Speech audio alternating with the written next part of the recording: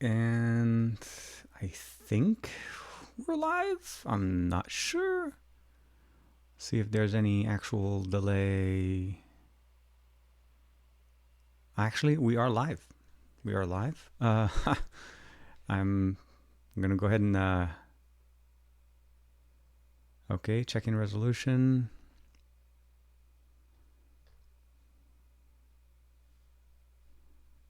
I am live. There's 0 people watching. That's fine. How do I get the actual link to the stream, which would be nice, so that I can share it with people? Yeah, getting notifications everywhere. Let's go ahead and switch over here, and I'll switch over to this side. And I do apologize. I'm actually in the middle of managing this, so let's go ahead and bring this over here. I'll keep my streaming control on that side, and oh, good. People are able to see it live. Good morning, sabaho, everybody. Welcome back to the channel. I am live, and I'm not 100% sure how this is working. This is just first time I've ever been in a live stream controlling it this way. I'm gonna go ahead and just make sure I'm good on YouTube, and I'm hoping that yeah, all of the things that I thought I did to the actual stream didn't actually start on time or didn't actually get named correctly. So I do apologize for that. Let me just fix that real quick. I want to say good morning to everybody, everybody joining in the live stream. So here we are.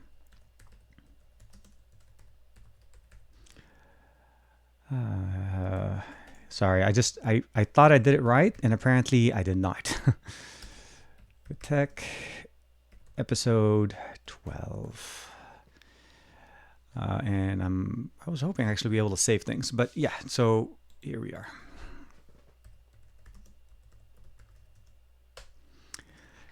So I want to say first and foremost, good morning. Welcome back to the channel. Today, we're actually, I don't really know. I don't have actually any guests. This is just me talking, live streaming directly on the channel. I actually haven't done a live stream on the channel by myself for a long time. But I wanted to talk to you guys. I wanted to see how you guys are doing. I wanted to check in with everybody. I wanted to say hi. And I also wanted to give you guys kind of a quick update on how things are going. It's been about a couple of weeks now that we've been home, obviously here in the US. In California, specifically in Los Angeles, we have been at least suggested or requested to stay home and basically do social distancing for the last couple of weeks due to the current situation. But generally, I would say we're doing okay. I hope you are doing okay. I also hope that you guys are able to, be with your families and your families are good. And I just want to make sure that everybody's good.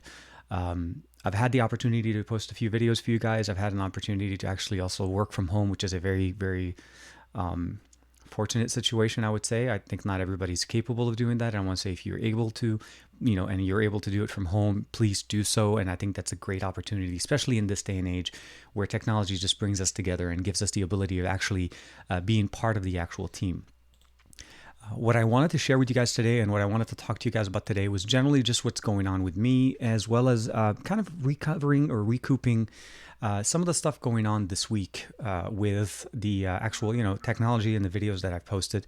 I have a few devices that I kind of posted for you guys a quick video for, some of them on the channel within the last 24 hours, well, I would say 7 days. Let me go ahead and make sure the video actually is running there.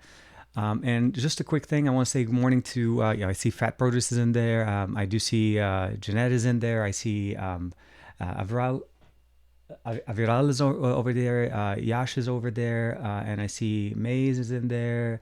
I see a whole bunch of people. I see a lot of really cool, a lot of you guys are obviously showing up to say, good morning. I want to say thank you, and I want to say good morning to every single one of you guys. The main thing today that I wanted to share with you guys, again, it's mostly just a kind of an update on how things are going. I'm okay. Things are going good. Surprisingly, with the shortage of being able to go out, there is no shortage of tech. And I think it's mostly a time delay issue, because a lot of the things that we're showing today that we're sharing, obviously were developed and were ready way ahead of when all of this stuff was happening. It's just that they didn't share it with any of us. So that's why there's still some actually flow of tech coming in.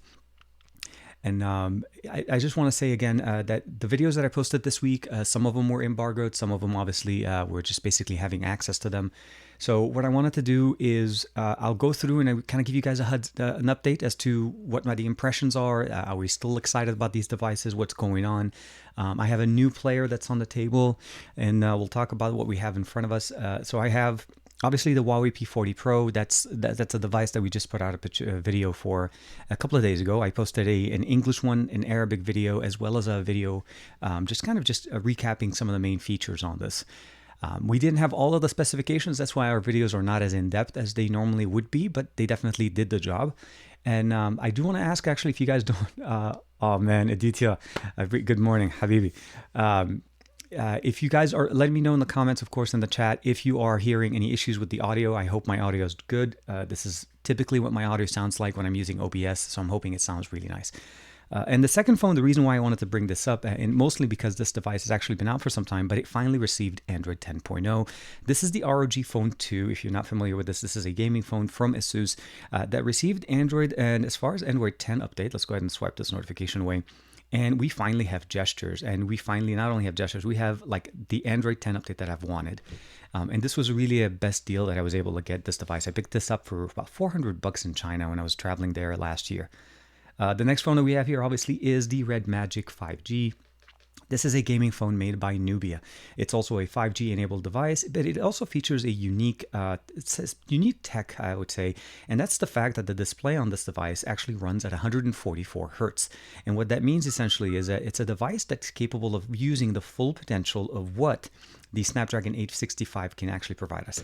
Now, married that with the X55 modem, and it seems like the model that I have is the European model, which is actually the global model that we're going to be able to see. So if you've seen this one before and you've heard about it, this is definitely the model that most US as well as European models would be able to use, and it is compatible with AT&T and T-Mobile 5G here. You do need to have obviously an AT&T SIM that's compatible, but other than that, it's great. The next one that we're also going to talk about here, and this is something that is new. I didn't post a video on this yet, but I'm very excited about it. This is actually the Oppo Reno 3 Pro. This device, this version of this device is the India model. This was sent to me for review. I want to say thank you, obviously, to Oppo. But as you can kind of see already, we have a massive array of cameras in the back. That is just something that you normally don't see. I mean, we're just comparing everything here. We have 4 cameras, 2 cameras, 3 cameras, 3 cameras. Well, one of them is a time of flight, and this one as well. But we have 4 cameras here. And of course, dual cameras in the front. Let's go ahead and swipe this one. And the overall impressions here that I wanted to share with you guys is that, you know, obviously the Reno 3 Pro is a very basically gaming-centric device. Now, it's not running the latest Snapdragon processor. It's actually running basically the Helio processor from MediaTek. So we'll get a chance to talk a little bit more. The last one I want to talk to you guys about, of course, is the LG V60 thinQ. Now, the V60 thinQ the best way to describe it, I want to say good morning, Sabaha to Russell, and Matt Tyler's in the chat, of course. Larry, Lani Tut. I have never seen you. Okay, good morning. Hi, Lani. I'm not even sure if it's morning your time, if I'm not mistaken. I think Matt Tyler is also over there. Oh, man, I appreciate everybody being here. So the general consensus here, obviously, with the V60 thinQ is that it is basically I would say a productivity and a basically content creation and consumption king.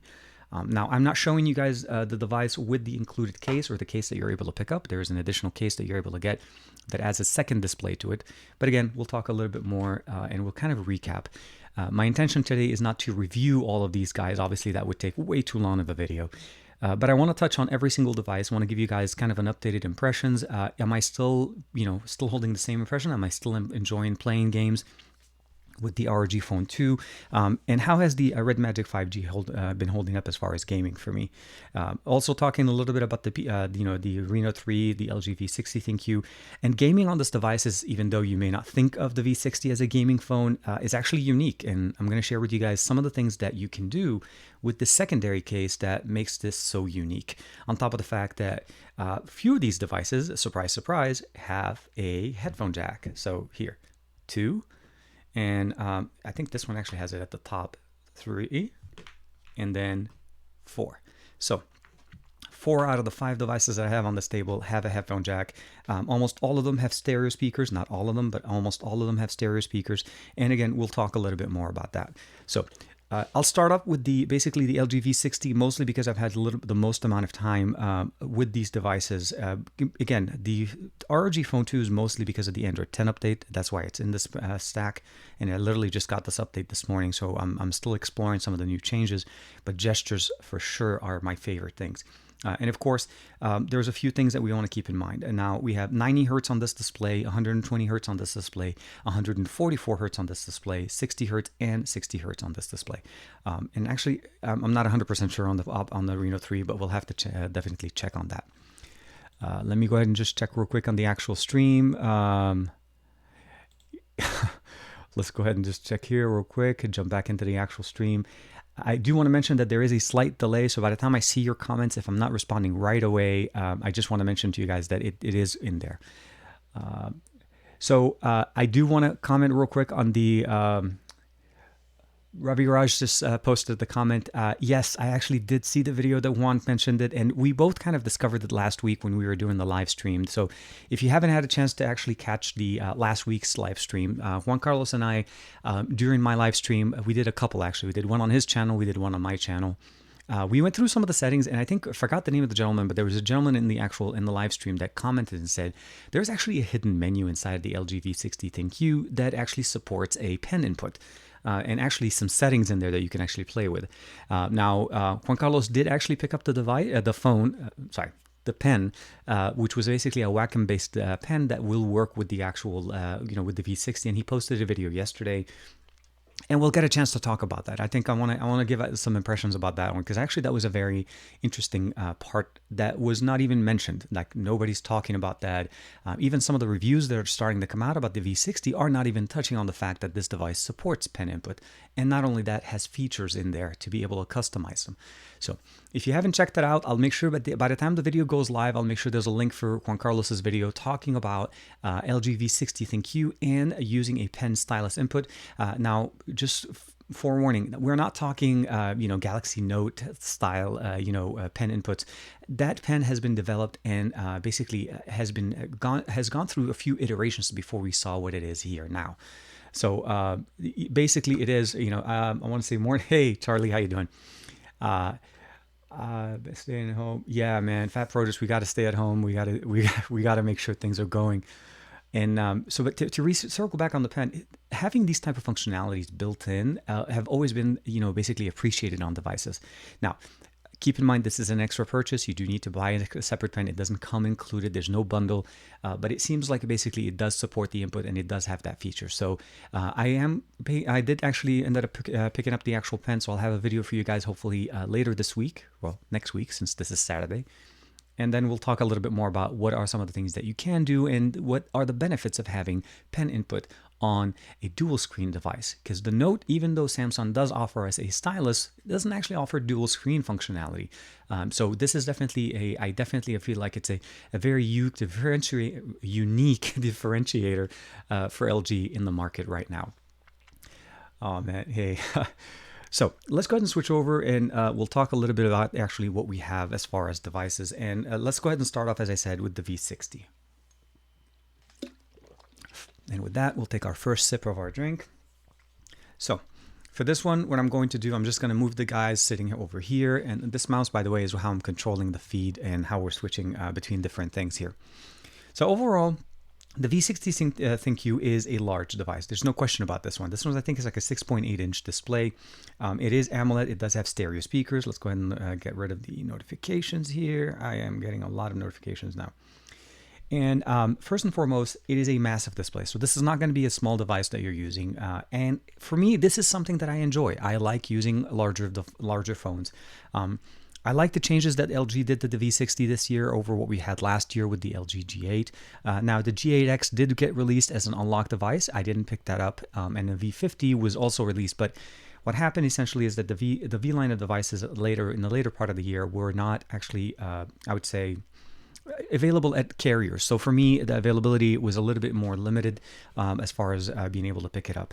Now, the V60 does offer a couple of things. Out of the box, it does support a case. Now, this case is a separate purchase. So in the US, if you're purchasing this directly from T-Mobile, this is going to be about $799. So it's about $800 brand new. Basically, we have the Snapdragon 865, the X55 modem for 5G, and it is supporting 5G on T-Mobile. There's 3 variants. There's the T-Mobile, AT&T, and Verizon. The AT&T and the T-Mobile and the AT&T model do not support the basically millimeter wave type of 5G. They only support the sub-6, even though they do feature technology. AT&T and T-Mobile both do have millimeter wave in certain specific smaller areas. But the short answer is that this device gets augmented when you actually insert it in the case. So on T-Mobile, this works pretty good. I've been using it for the last week, a little over a week actually, and you'll notice right there the case did not turn on. I'll go ahead and turn on the second display, and I've actually been using this really nice wallpaper. For reference, I will post a video for you guys. Well, actually, I do have a video made about how I usually get these wallpapers. So these are basically just an application. If you'd like to check it out, it's in my videos within the last week or so. But otherwise, you can look for an application called Zedge, and it definitely does provide a massive collection of Dragon Ball stuff. So great functionality. We have the ability of using dual screens. Everything works great. The ability of swiping, opening things here. It just works the way you want it to work. So it just, again, and that's the best way to say that it actually works.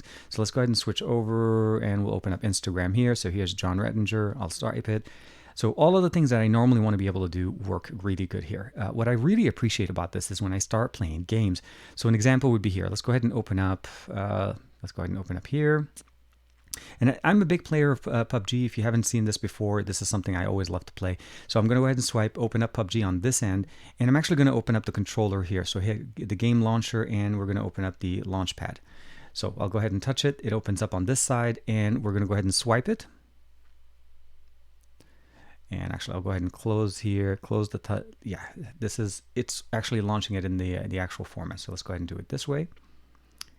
And up here. There's to open up the game. We'll jump in. There's always going to be live gaming on anything like that. So we'll go ahead and open it up here. Swap screens. And we'll go ahead and open up the launchpad. Gamepad on. Oh, here it is. And you're able to actually play and actually get a massive experience change here. So first and foremost, you'll notice, obviously, we're using this is the standard gamepad that comes with it, but you're actually able to customize and create your own. Now, you can actually make it directly. So here it is. This is my PUBG one. Works with most, okay, so we need to switch it over to the main display. That's what it was. So we'll switch back. But the main benefit here, and I don't want to do all of that in the middle of the video, we've shown it before that it actually does work. But you're able to basically configure it. Let's say you want to play Asphalt 9. Asphalt 9 will be a lot easier to actually show it. So I'll go ahead and swipe. Here's Asphalt 9 come up on the second screen. And I'll give it a second to load. I'm not turning on the audio mostly because I wanted to actually, show the actual graphics correctly. So here it is, Asphalt 9. And we'll put it in here. And we'll launch the gamepad. Yeah. And let's do this here.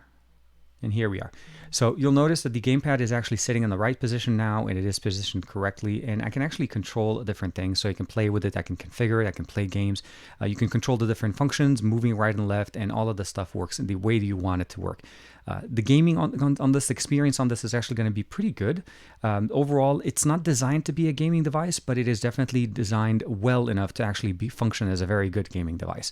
So let's go ahead and turn off the display, unlock. Having to try to do this is I'm running 2 games at the same time. How many phones do you know that can actually run 2 games at the same time? So here we are, and then here we'll swipe back home. So let it realign. So gaming on this is definitely very good. We have stereo speakers, a front-facing camera, 4K recording, 60 frames per second on the front and on the back. And of course, we have a lot of functionality as far as 8K functionalities here and all the good things in there. And let me just go ahead and swipe up real quick and see if we missed anything. Oh yeah, Mate 20 Pro versus the P40 Pro, worth the upgrade. You know what? Right now, I'm going to answer that pretty quickly, and I'll say that, yeah, actually, it is quite a bit of an upgrade overall. The main difference, obviously, is you have to make sure that you're comfortable with having to work out a process of using Google services if that's a concern for you. If that's not a concern, I feel like the functionalities that we have here, obviously, the P40 Pro, I think are there.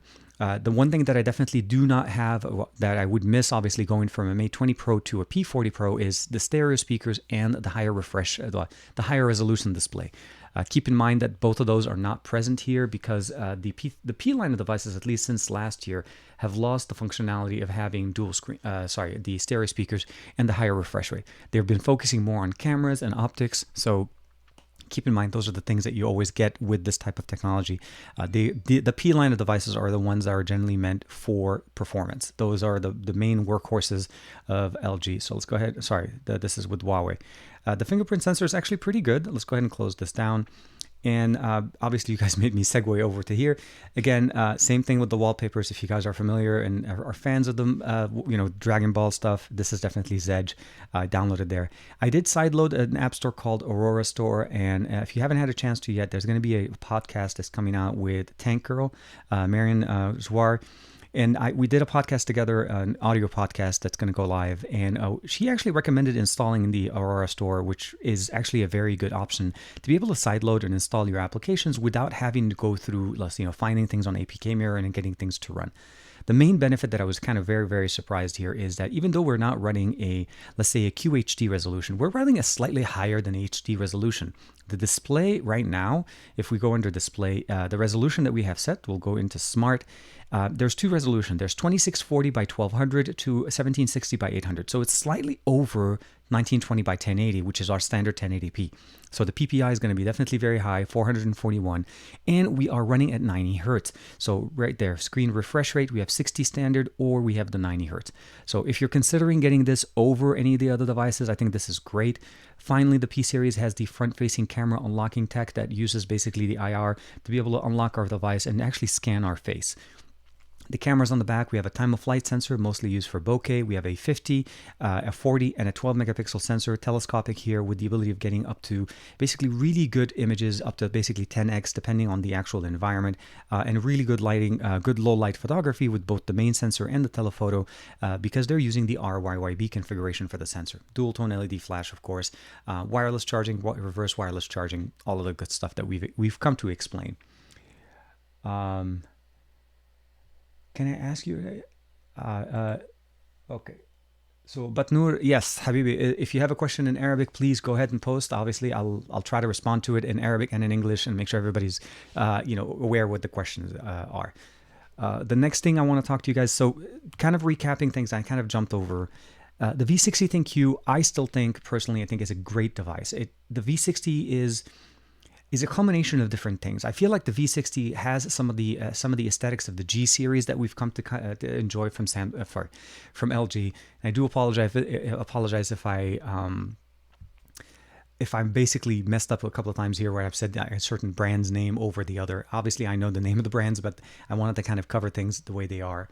The overall experience that you're getting here, essentially with the V60, is it's a productivity king. It enables you to basically have really good fine-tuned experience with the camera. I'm talking about controls down to the audio level. We have 4 microphones built in here, 8 gigs of RAM with 128 gigs of internal storage, expandable, so you can add memory to this device.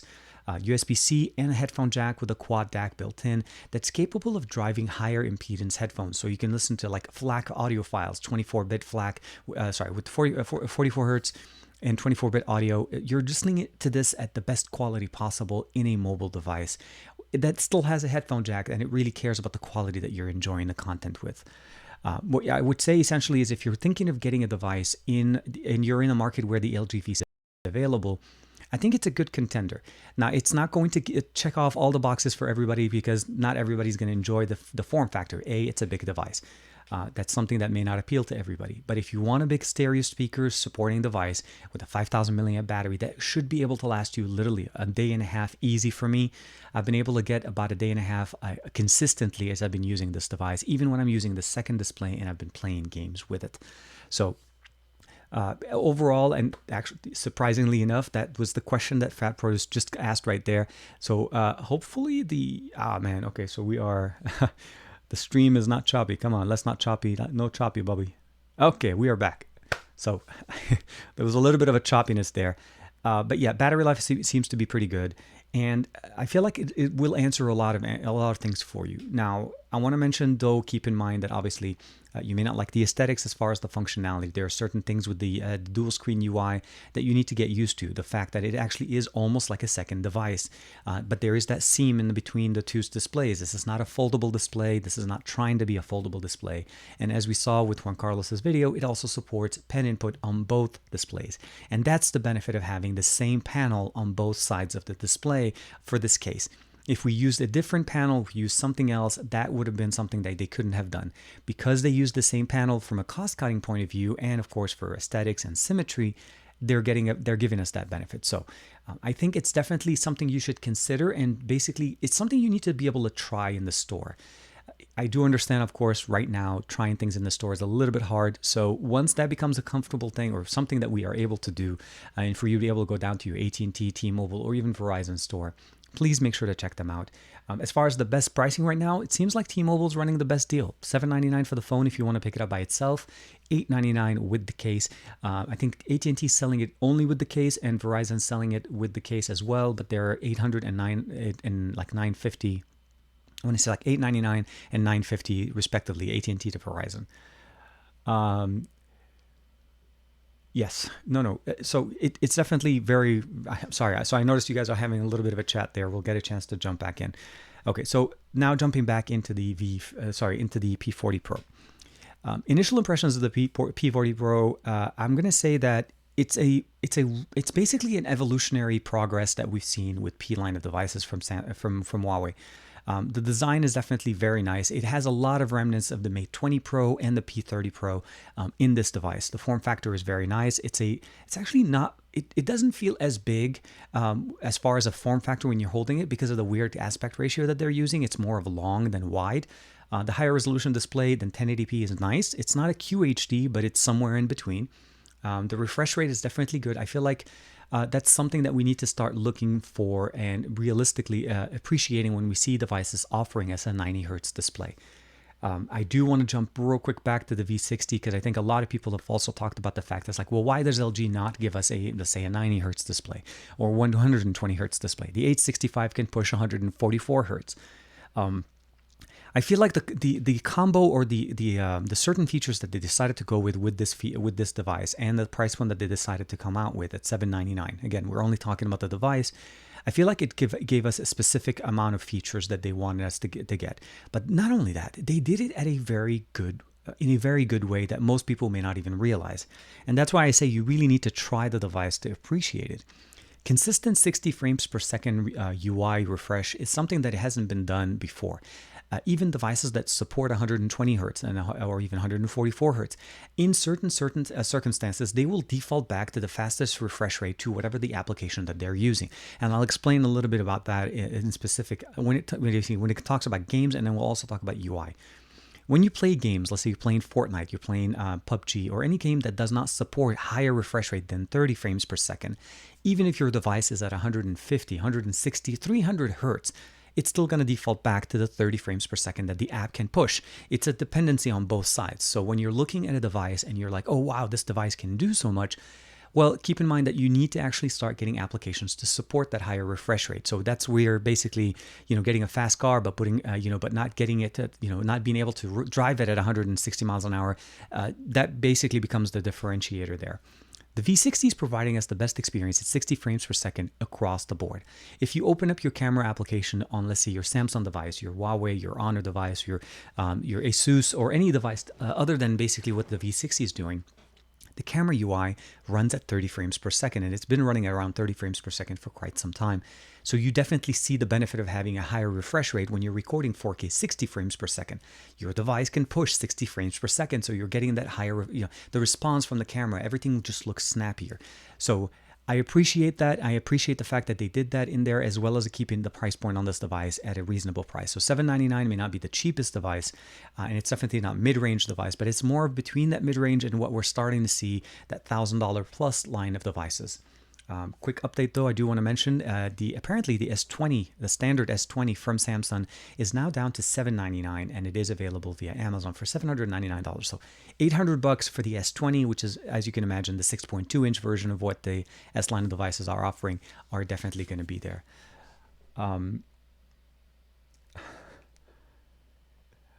So I am. This comment is going to circle back to Matt Tyler's comment. Why do a lot of people basically are focusing on higher refresh rate? I think for the most part, most people are commenting on it because of the availability. I think it's because the manufacturers are starting to show a higher refresh rate display. And by comparison, as a consumer, you're always going to be asking yourself as well, why is this guy doing it and this guy not? And I think the answer is, again, when you want to do it, when you want to actually do something in your system and you want to actually do it, I would say do it right. And I feel like higher refresh rates, but where the developers are not really pushing higher refresh rate games, doesn't really change. So having a 90 hertz display is really nice. It's great when you're shuffling between the UI and everything. But again, when you're in an application that is not essentially supporting that higher refresh rate, you're still using it and you're getting the same experience as you're using it on a device that does not have that higher refresh rate. So just keep that in mind. And I think most reviewers will always comment on that. Again, that was mostly what I wanted to comment on here with the V60, because I think, with the P40, when we're talking about, what you get here and what you're able to do, you're definitely going to appreciate that, of course. So what we're getting here, again, is that 90 hertz refresh rate with a higher resolution. So that's definitely appreciated over last year's P30.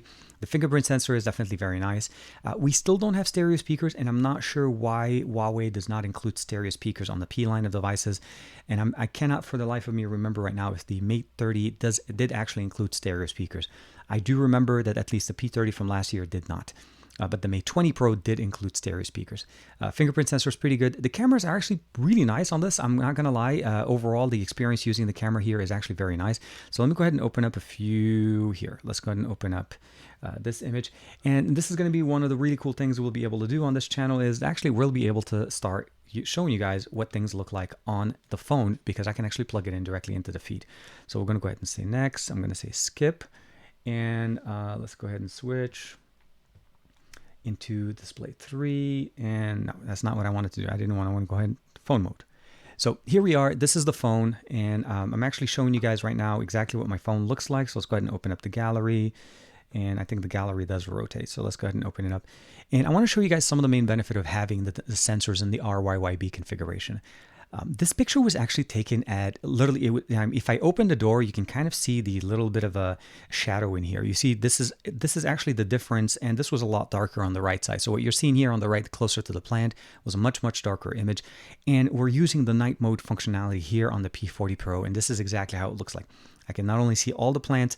I mean, this is not by any means a usable picture. It's not like I'm going to share this on social media and say, look at how great these images are looking. But this is definitely something that you can look at. And obviously, I was doing some speed tests here, and I was taking some screenshots. Let's go ahead and jump back in. Let's swipe back. And as you can imagine, of course, I'm taking some pictures here with my son Omar. If you haven't seen him before, he's in generally most of my videos. And here's a quick portrait image that I just took with the back-facing sensor. Again, it looks. Let me go ahead and switch sideways so we can definitely show a little more. And then here is some more like close-up images that I'm taking here with the plants in the backyard. I've been limited to being home for quite some time, so you're gonna imagine a lot of my pictures are coming straight from my backyard. And it's been sunny days, which is really, really frustrating for us being home.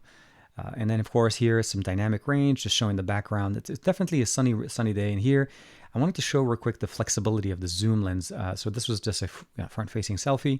So this is the standard wide-angle lens. We'll jump over more. And I'm just using the 10 times zoom that we have built into this device. So overall, I think the camera experience on this is definitely very nice. I think the UI is very good. We have obviously support for EMUI desktop experience here. I'm still impressed, and I still need a little bit more time to play with it.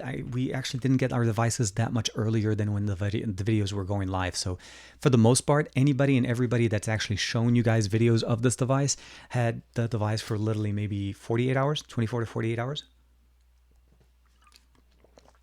And I'm going to say this, that I actually don't have my own mug. I wish I had a megapixel mug from one, or I even have my own. I don't. So it'll be something to keep in mind. So far I'm building my impressions of this device. Having the Aurora store in here, it definitely does improve the quality of my experience with it. Now, as far as Gmail, I didn't actually load up Gmail. I'm not trying to sideload Google Play services in here. I am going to use basically whatever I can, the experience that you can get. If you were to pick up this device, you as a normal user, myself, and we don't want to go ahead and start modding and changing things into it. Can you use this device realistically? Somebody in the US, can they use this device and basically just enjoy using it? I feel like the Aurora store gives me the functionality of not necessarily needing the Google Play Store because I can find my applications and I can install them. And what it does also for me is it provides me the ability of updating my apps. APK Mirror is a great functional process. Using the app gallery that's built in from Huawei is also very nice, but there are certain limitations of what you can do with it. There are not every application is available in apps on the app gallery yet. As time goes on and the application library gets expanded, we'll see how things go there. Yes, I am with you, man. Aditya and Anil, sorry, and hopefully I'm saying the name correctly. We definitely need to put out some more merch. I put out the new merch with the new logo from the channel. That was something that you guys probably saw not that long ago, and I need to work on a little bit more with the branding. I've been focusing a lot more on the Arabic, on the English channel for myself. As you guys probably may have noticed, my productivity on the XDA side has basically has diminished quite a bit, and I think mostly because I wanted to focus on what I'm doing here, basically the YouTube, the TK Bay, and the Tariq Bay channels. So if you guys are familiar or not familiar with it, I know most of my followers are on the English side, but if you do speak Arabic, or if you know anybody that does, there's another channel called Tariq Bay. So same Bay, B-A-Y, but T-A-R-E-K, as you probably know, my name. And then that's the channel that obviously I also post as much as possible Arabic versions of my English videos. They're shot separately. They're not dubbed, so they're organic in the sense of the way they were put together. And essentially, I'm just making 2 videos. But yeah, I'll definitely work on that part. The P40 Pro, just to kind of circle back, I think it has a lot of promise, but it has some concerns, and it's something that you want to keep in mind. It's just the way you're going to use it. If you're comfortable installing a separate app store and using it, so you can use the Amazon store, you can use the app gallery, as well as the Aurora store, I think you'll have a good enough experience or good enough source of information to be able to get your applications that you normally use. There is a version of Netflix that does work on the P40 Pro that you're able to use. So don't worry. I know a lot of people may have said, well, Netflix doesn't work. Netflix does actually work, and I think I think it would behoove Huawei and Netflix to have a good collaboration to get a version of it running on their devices. So just to say, it doesn't work. So Netflix works, Hulu works, and as well as Amazon Prime Video. So those are things that you're able to sideload. So from a content consumption, especially for US consumers, this is going to work. Instagram, Twitter work, Facebook Messenger works, WhatsApp works. So those are things that you just need to sideload. Games, again, if you have a good source of them, you should be able to play really nicely. So I need a little bit more time, but so far definitely very impressed with the optics, and of course some of the technologies that we get here as far as just the fast charging, like the fast 27-watt charger on the back, as well as obviously 40-watt charging on the bottom. The V50 the V60 also features a 25-watt charger that's built in the box with the battery that we have in here, and I did a video for you guys also showing the comparison between that one and the S20 Ultra as far as charging speed. Let's go ahead and go back real quick to the comments. Oh man. Okay. Yeah. So Matt Tyler just posted a comment, and I'm with you. I want to see what Sony brings in with the Xperia Pro, and of course the Xperia the Xperia 1 Mach 2.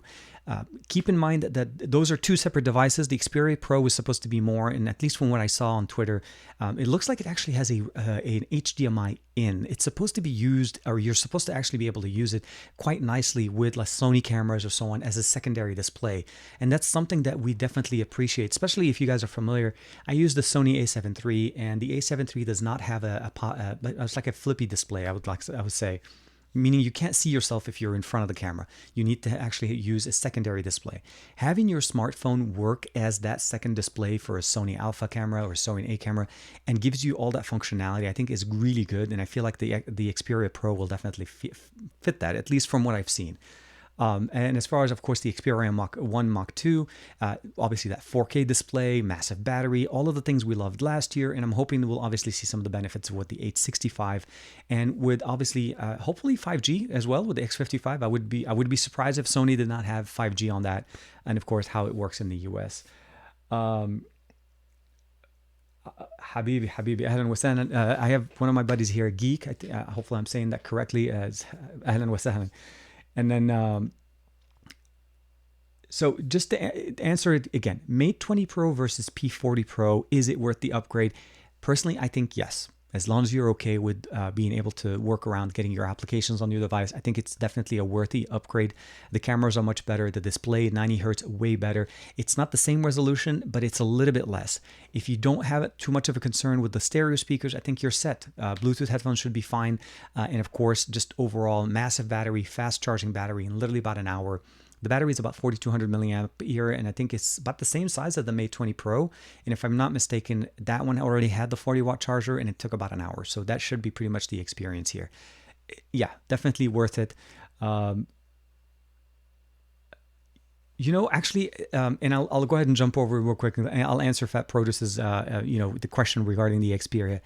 I wouldn't be surprised. I would actually be surprised if Sony did not update the camera applications on the existing Xperia line.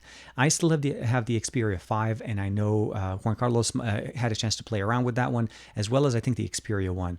And it would make sense to see the application get updated. So whatever new features they're bringing in, hopefully we'll see some of those things come back to the Xperia line of, let's say, 2019. So the Xperia 1 and the Xperia 5. Those are the specific devices, as I feel like the Xperia 1 Mach 2 is obviously the second generation of the Xperia 1 from last year.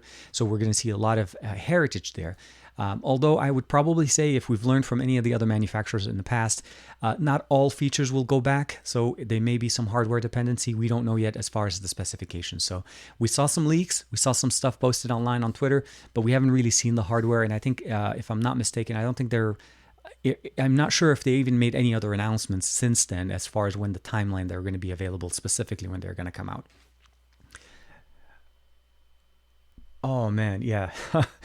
The Mate 20X with so yeah, if you guys are familiar with the Mate 20X, it was a massive device.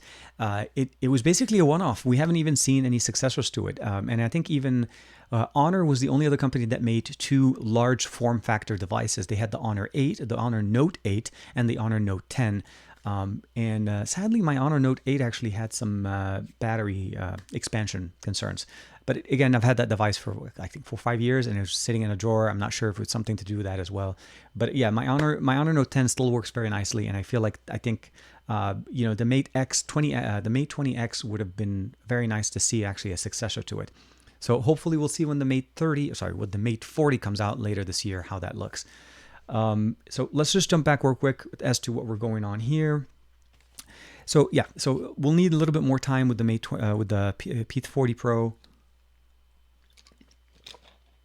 And let's go ahead and jump over real quick to the ROG Phone 2. So ROG Phone 2, massive device, front-facing speakers, gaming-centric, as we can pretty much tell. It's a second iteration of the device from Asus that was gaming-centric. The exhaust, basically the cooling option here is no longer just aesthetics. It's actually opened. You can actually get it, and it works basically as you'd expect. This has been a workhorse of a gaming phone for me for quite some time.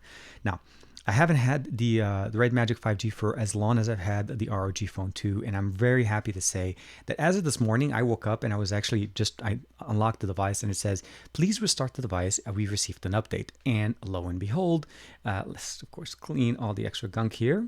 Let's go ahead into settings, and we're going to go system and about phone, and here we are, baby.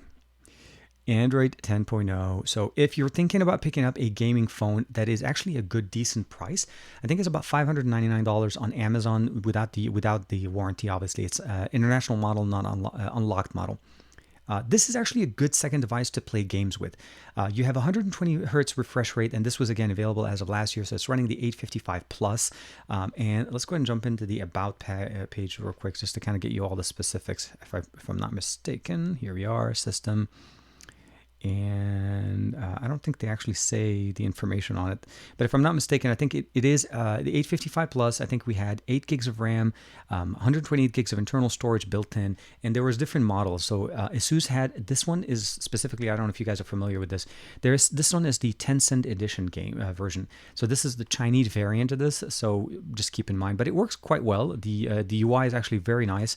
There are certain things obviously that will come up that are in Chinese, but for me, my intention at the time was to get it and use it as a gaming phone, not necessarily as a daily driver, meaning I would always have this as just a game with. It's a large 120 hertz display, stereo front-facing speakers, massively loud speakers, and it obviously just supports almost all of the games that you'd love to play. So I have Dub Dash, I have Injustice 2, Asphalt 8, I have Tactical sitting here, some benchmarking apps, some Mobile Legends, Epic Games for Fortnite, and of course I have Injustice as well.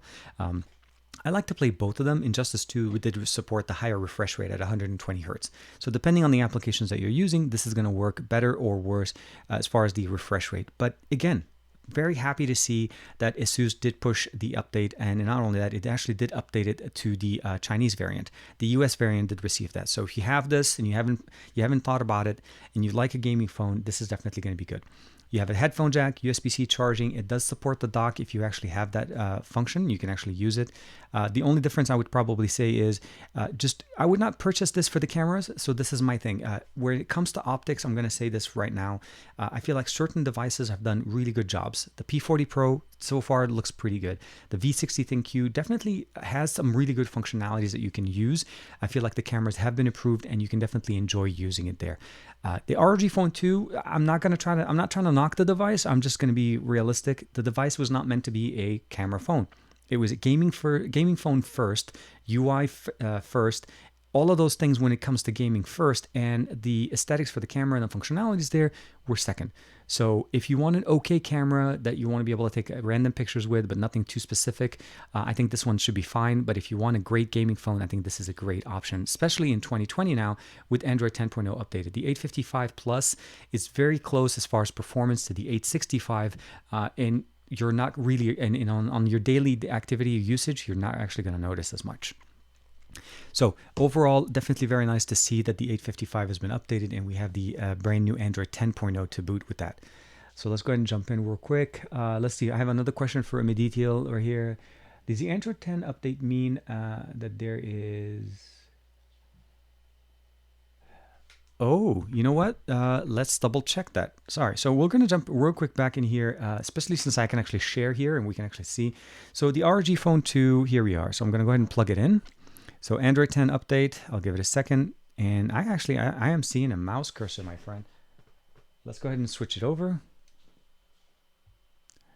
Oh no, we're not seeing a display. So let's try it one more time.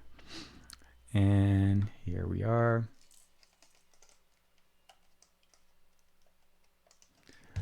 So it does not seem, so I do have mouse support, so I'm able to use it detail. So I'm sorry, switch over. I realized I went to dark screen on you guys. So I have this mouse connected. This is a Microsoft mouse, and I actually have a USB-A connector here. So here you can see that the mouse does work, but it doesn't actually, sadly, there's no support for external display. So it doesn't seem like it still generates an external display feed, at least not with the adapter that I'm using. So if it does support it, we'll end up finding out hopefully later on. I just received it this morning, and I'm not sure if there's a setting that I need to turn on for me to be able to use it. So that's why I can't really speak on that yet. But I do know that the Red Magic 5G does support external display, as well as the Mate 30 Pro, the P40 Pro, as well as the V60. So a lot of devices on the table. I need to keep sure to keep them straight. So let's switch over to this guy, the Red Magic 5G. So overall, the Red Magic 5G provides us a lot of functional options as far as getting the best of what the Snapdragon 865 can do. And I say that, and I don't know if it makes a big difference for most of us. Obviously, if the 865 is a brand new chipset, it just came out. This device is offering us not only the best version of it, but also providing us the X55 modem that comes built in for 5G connectivity. And again, with the European model, you're able to get 5G in the US, at least on T-Mobile, the way I've been testing it. I've had some really good speeds. And I currently have my AT&T SIM in here just to kind of make sure that it actually does work. So let's go and unlock the device. So here we are. I'll just turn it off for you guys. And you can see that there's a 5G toggle. Swipe that up. And so let's go ahead and bring this up. Hopefully I can get it to focus. And here we are. This is a 5G connectivity again. And you can see that it's running at 144 Hertz. Apologize for the lint. We have an in-display fingerprint sensor, and I did get a chance to do an unboxing for you guys on the channel. We have basically a lot of dark mode support, a lot of functionalities in here, split window. Gaming here is actually triggered by a separate launcher, which is really cool. But I want to talk about the aesthetics about it a little bit before we go too far. What they did here is they changed a few things, and let me go ahead and give you guys one thing.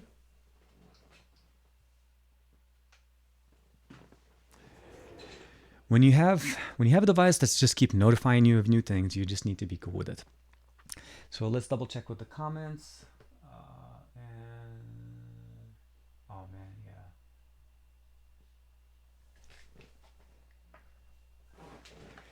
Okay, so I'll try that one more time. So let's so I just saw a comment from one of the guys in the comments, and we're going to actually go ahead and restart the ROG Phone 2, and we'll get a chance to talk about that. But let's go ahead and go back in here. The design did change a little bit from previous basically Red Magic devices. It's actually pretty flat, and I don't know if it's easy to see here, but you can kind of see it's a very smooth, consistent experience on the back. There's no vents on the top, on the back, where we used to have intakes and outtakes basically based on the last year's, like the Red Magic 3 and the 3S. There's 3 cameras in the back, and of course a dual tone LED flash. There is the name here. The RGB strip here is still present. It's under the glass. No wireless charging, no reverse. That's not part of what they do. There is a logo that's also illuminating that you can customize the color. So you can customize the color of both the logo and the RGB, the Red Magic name here. 5G does not illuminate, and of course, everything else is smooth. So what they did here essentially is that they moved the intake and the outtake vents. So the air goes in from here, it comes out from this side, and then essentially the fan system is connected between the two here. So you're getting air in, cooling the CPU and the GPU, and then basically pushing out this way. Volume rocker, we have the trigger, the air trigger functionalities here. Those are things that are very, very nice. And then, of course, last but not least, we have docking support for basically Ethernet and and then a secondary basically headphone jack. So mostly what we play games, if you're using the device, you're going to put in your headphone in here and then you're going to be playing it, but your hand's going to be covering it this side. So for ergonomics and, of course, faster connection, they do make a dock that uses the pin connector that gives you the ability of using the wires facing downwards. So it's more ergonomic as well as actually better for organization. So you get to hold the device, it works really good, and of course everything just positions it down. The airflow is going away from you, so it's not going to heat up your hands. It's going to get in ear, out there, and of course we'll get a better experience. In-display fingerprint sensor so far. This was the only one always on display. Let's go ahead and unlock the device. And so we have in-display fingerprint sensor, 144 Hertz refresh rate display. So all I can say is this is the year of how fast can we get the display. So we can go into display here, and you'll notice that there's a few options. Sorry, we'll go back one. There's the 60 Hertz, that's our standard, 90 Hertz, 144. Again, very good and very functional for what you want to be able to do with it. So I feel like it's definitely really, really nice for what people need to get out of a device. If you want to be able to get that fast refresh rate. I want to say... I'll go ahead and I'm going to take a quick second and say thanks to Leo for the super chat. I appreciate it. Thank you for supporting, and welcome to the chat, man. I appreciate it quite a bit. And Matt, I am restarting the device, so we'll get a chance to see how that works.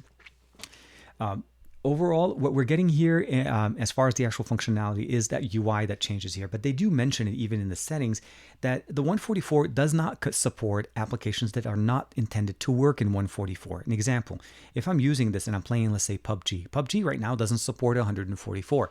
It's not going to work.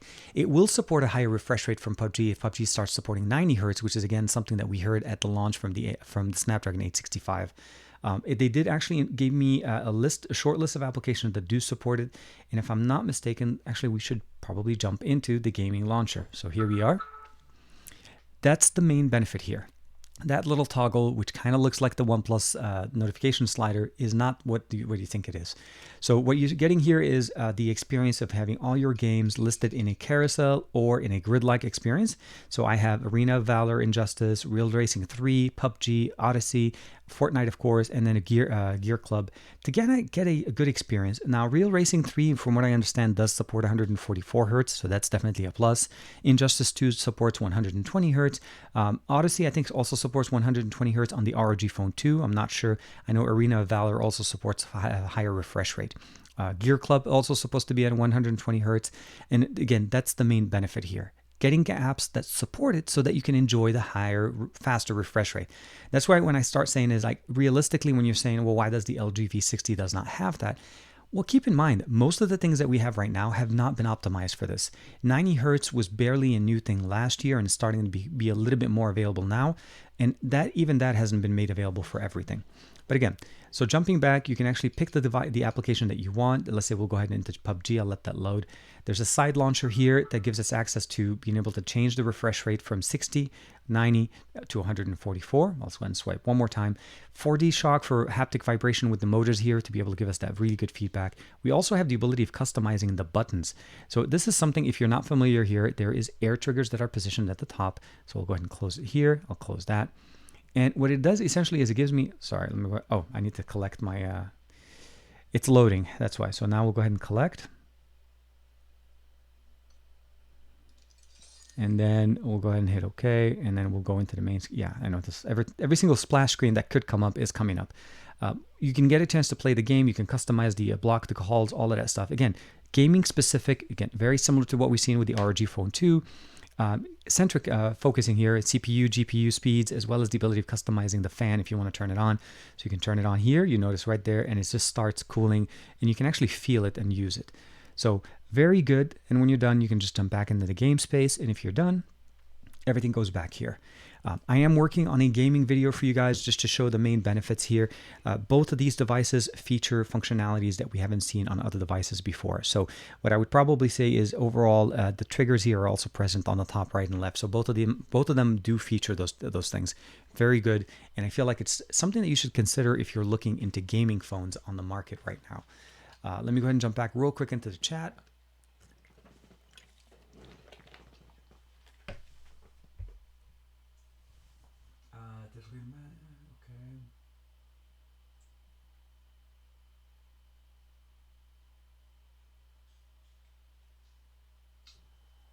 Okay. So I'm actually going through some of the different options. It looks like there's a little bit of a conversation. I appreciate you guys talking to each other.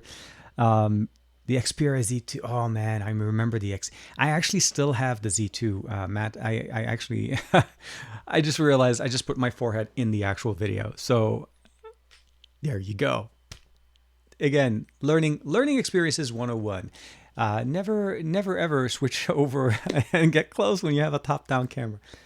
Anyways, man, we learn, we live, we learn. First time live streaming, but again, this was actually kind of going on with the live stream here. Overall, what you're getting here essentially is a great experience for gaming. Both the ROG and the Red Magic 5G should be providing us a good experience for gaming. I'll definitely be working on a video to do a much better comparison between the two of those, hopefully in the near future. But I'm working specifically on the Red Magic 5G right now to do a gaming video. Having a delay on the video is very interesting when you're watching yourself. So the overall experience, again, very good, very focused on this. Let's go ahead and switch over to the Oppo. This is the Oppo Reno 3 Pro. So currently this device is available primarily in the Indian market. It hasn't actually gone and become available outside. My understanding, though, that it is supposed to be coming internationally. It's featuring the basically Oppo's Color OS. So if you're familiar with different operating system, LG has the LG UI, Oppo has the Color OS, Asus has obviously Asus has the ROG UI here. This is specifically for the Tencent edition. EMUI here, and Red Magic has the Red Magic version 3 software. So each one of them is running a custom version of Android on them. For the most part, Android 10, Android 10, Android 10, Android 10, yay, Android 10. Everything is Android 10 at this point. Really good. And we're starting to see more updates available for Android 10 devices. So this is really, really nice. But the device itself here is actually very nice. It's a lightweight device, very good. We have basically 2 cameras on the front and 4 cameras in the back. Just a massive amount of cameras. Overall, initial impressions of the cameras on the back are actually very good.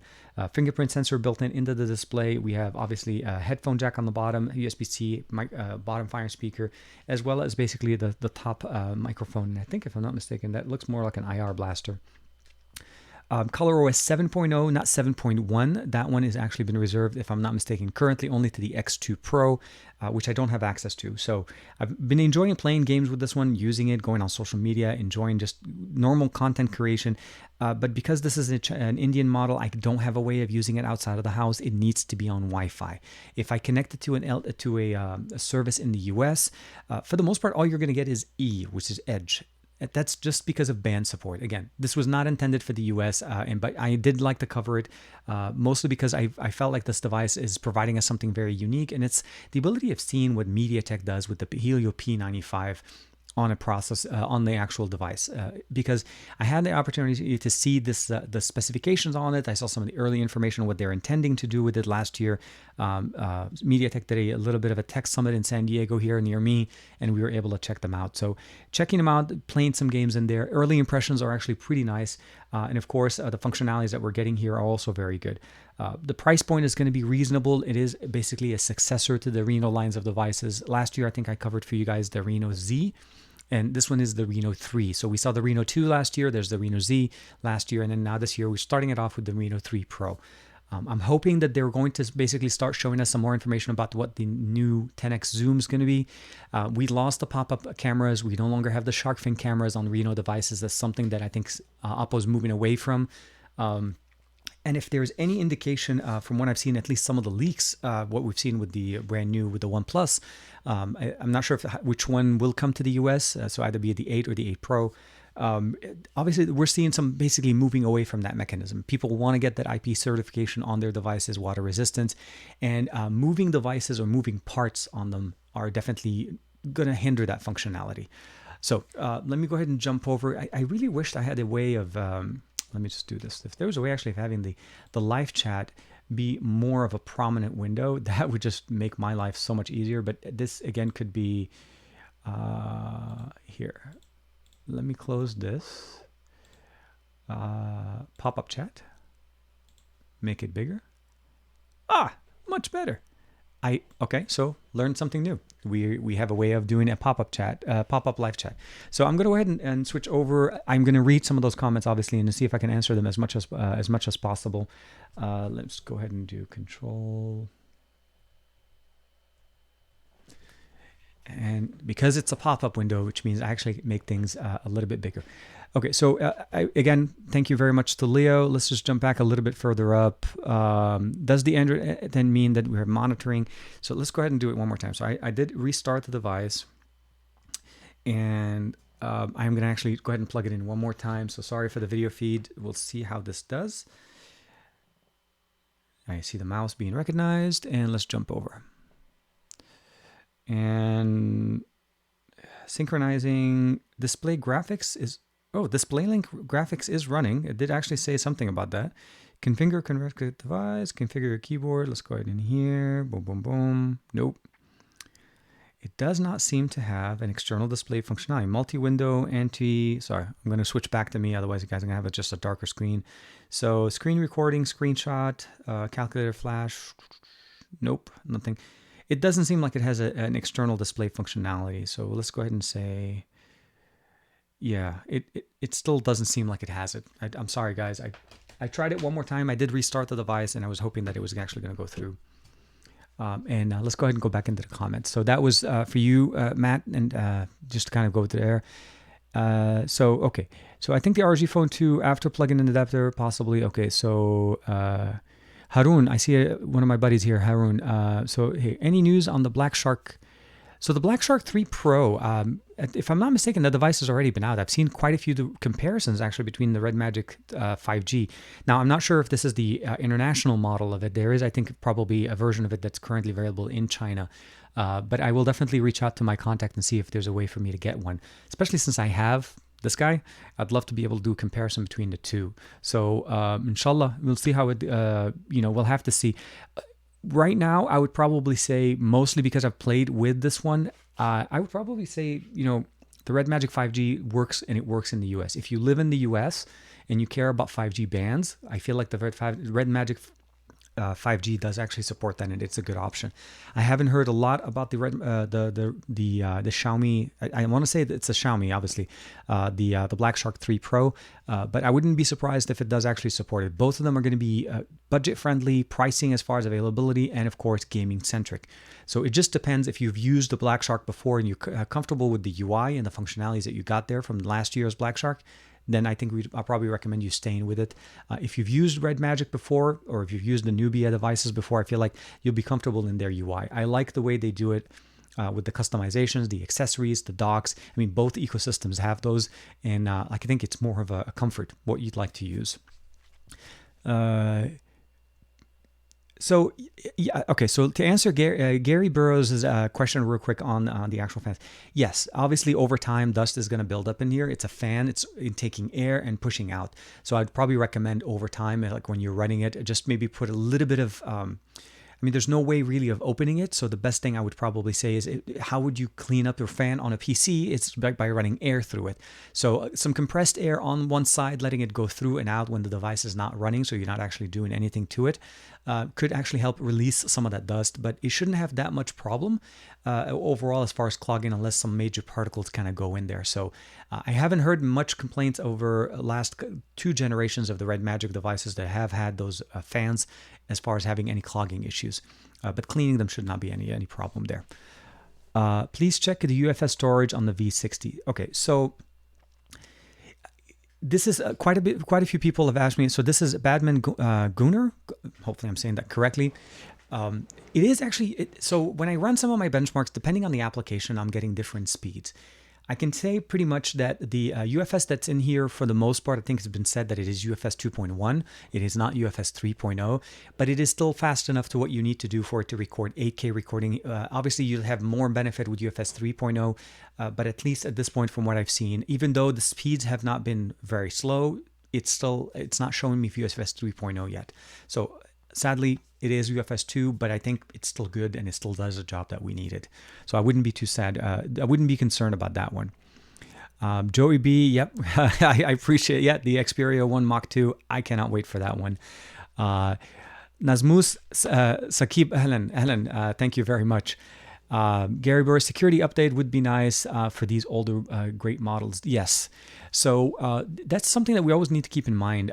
These devices, especially from last year, I'm not sure how Red Magic's been with updates over time.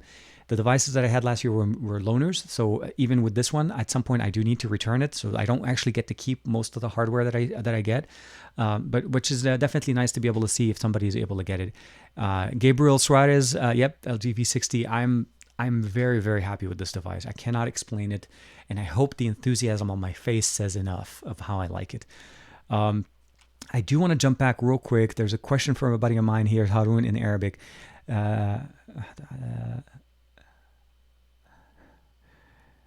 Android. Okay, so the question is coming from Harun. I should be doing a video basically on the best 5 applications, especially for Android, in Arabic and in English, and I can definitely work on something like that, as well as devices. So also keep in mind on those. I can definitely work on those, especially with what I have available now, and since I'm home, that's definitely going to be something that I can work on. William Prouder says Juan Baglel. Yes, Juan Carlos, my buddy. I know he says TK my bay, but it's Juan my bay. So hashtag some gadget guy, hashtag some audio guy, hashtag some guy that drinks from a megapixel cup guy. So if you're not familiar with Juan Carlos, please make sure to check him out. He's a great buddy of mine, lives close to me, but because of the social distancing, we haven't been able to hang out as much. So, but we'll definitely be doing more. More videos together. Yeah, Gary, I think it's a great recommendation. The S10 is definitely a great device. I put out a video not that long ago talking about, should you keep your S10, your S10 Plus or your S10e for an extra year? And I feel like with the fact that we got the One UI 2.0 update, which is Android 10.0 from last year's Android 9, we got a lot of the functionalities, and we also saw some comments saying that the cameras from the S20 are coming down to the S10 line of devices and the Note 10. There is really a more compelling story now to why you want to keep that device. I was actually able to pick up an S10, standard S10, not the E, for $499 off of Amazon. And it's a renewed device, but it actually, when I got it, it was in really good shape for $499. That's literally like an 855, barely a year old phone for $500 that should be able to last you at least a couple more years. And you know, Samsung does definitely provide updates, and you're still receiving updates. I think my mom's S9 Plus is still receiving updates, and that's even older. So keep that in mind. Okay. So Mimran Gold, hopefully I'm saying that correctly. The comment just came in. I'm probably going to say that, okay, so Mr. Axel PL, I'll talk that one in a second. So overall, what we're getting here in this part of the U.S., LA County has been well, actually, LA County has been hit a little bit hard. The numbers are basically doubling and tripling over time, and it seems like things are going to get a lot worse before they get better. I am practicing very much the social distancing. I am staying home. I'm trying not to go out unless I need to. So overall, if you are in LA, please be safe. I'm actually in somewhat of an outskirts of LA, but I'm still in LA County, and it seems like our area is getting more cases. So be safe, stay with your family, make sure you check up on your family, and make sure you, wherever you are in the world, this is something that we're all experiencing. Just practice social distancing. And I know it's hard and it's frustrating, and I can tell you guys, I can't tell you enough that I've been running a lot more that I've been home. So I've been using a treadmill that I had for review, which I'm very happy that I did receive that one for review. It's called I think it was called the Walking Pad Pro 1. I put that video out last year in November. But yeah, definitely I appreciate it, and I appreciate your asking, and thank you, and hope you guys are doing well. Exchange the battery. Can you change the battery on save some money? I really wish with any of these devices, I mean, not one device that I showed you guys today on the table sadly has a expandable battery or changing battery. That's something that we need to keep in mind. So you just want to keep in mind it's actually how it is. Batteries are not replaceable. I'm not saying they're impossible to replace if you really, really, really want to be able to change them. But once you do that, you compromise a lot of things on the integrity of the structure for the device. So I wouldn't recommend it unless you really need to. So to jump back on the actual OnePlus 11, so Android 11 developer preview for OnePlus. Last year with the Android 10, we saw OnePlus jumping on the bandwagon quite quickly as far as having Android preview. But if you remember, they didn't jump on it till the Google I/O announcement, when the Android developer preview was no longer in alpha. It was actually in beta, which means it was more available. It was available for more developers. It doesn't mean Android, it doesn't mean OnePlus is not currently working on it, but I think probably around when the Google I/O was supposed to happen, the virtual version that happens, we'll be able to see something a little bit more specific about that. So keep an eye out, and we'll hear more about them. But OnePlus, with the way they implement Oxygen OS, I feel like they're always easily capable of providing you an Android 11 build, at least a version of Oxygen OS. Keep in mind, this is not pure Android developer preview the way we see it on Pixel devices. This will be Color OS with Android developer preview. So it'll be basically when the beta comes out, and it'll be their first release on the beta 1. That's generally how they do it. Are the dual speakers on the V60 as loud as the S20? I would say not as loud. They're a little bit different as far as the audio quality. I would say they're still very strong and very loud. This is LG's. I think they went away from the boombox, which was very loud, but it required you to put it on a flat surface or on an open box. So the S20 definitely works. I feel like it sounds good. I haven't compared the two, but I haven't noticed that they were actually any louder or quieter. I think they're both great for where they're provided. And I feel like with the dual screen option that you're getting here when you're playing games, I personally prefer to have the speakers on the top piece. So I have the gaming pad on the second display, and it actually gives me a much better experience because the audio seems to come more towards me, as opposed to where I have it down and it has to go up. So more of a better experience. But of course, always use that headphone jack. If you have a chance and you can use it, use the headphone jack. Meeman Run Gold, I definitely am missing that name. So yes, so the question would be this: if you enjoy the 120 hertz on the S20, if you enjoy playing when using the device at 120 hertz, I think that kind of makes your selection very much more towards the devices that are going to support it. So I think that's the general consensus there. Personally, like I said, keep in mind that yes, the UI may run at 120, but when you're opening an application that only runs on 30 or even at 60, you're not really getting 120. So just keep that in mind. But that's something always in the fine print. Most people don't generally talk about it.